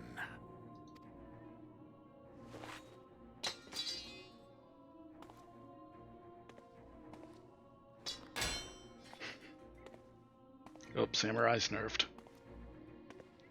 And I really like that class too. Damn.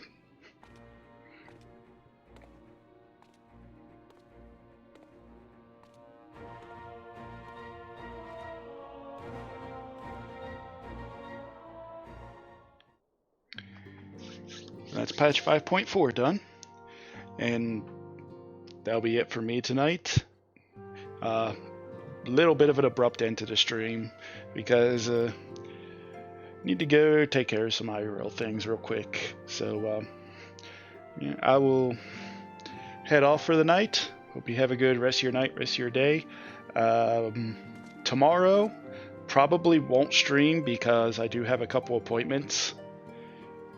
So yeah, I should. Let's see. Tomorrow's Wednesday. Probably should be back Thursday.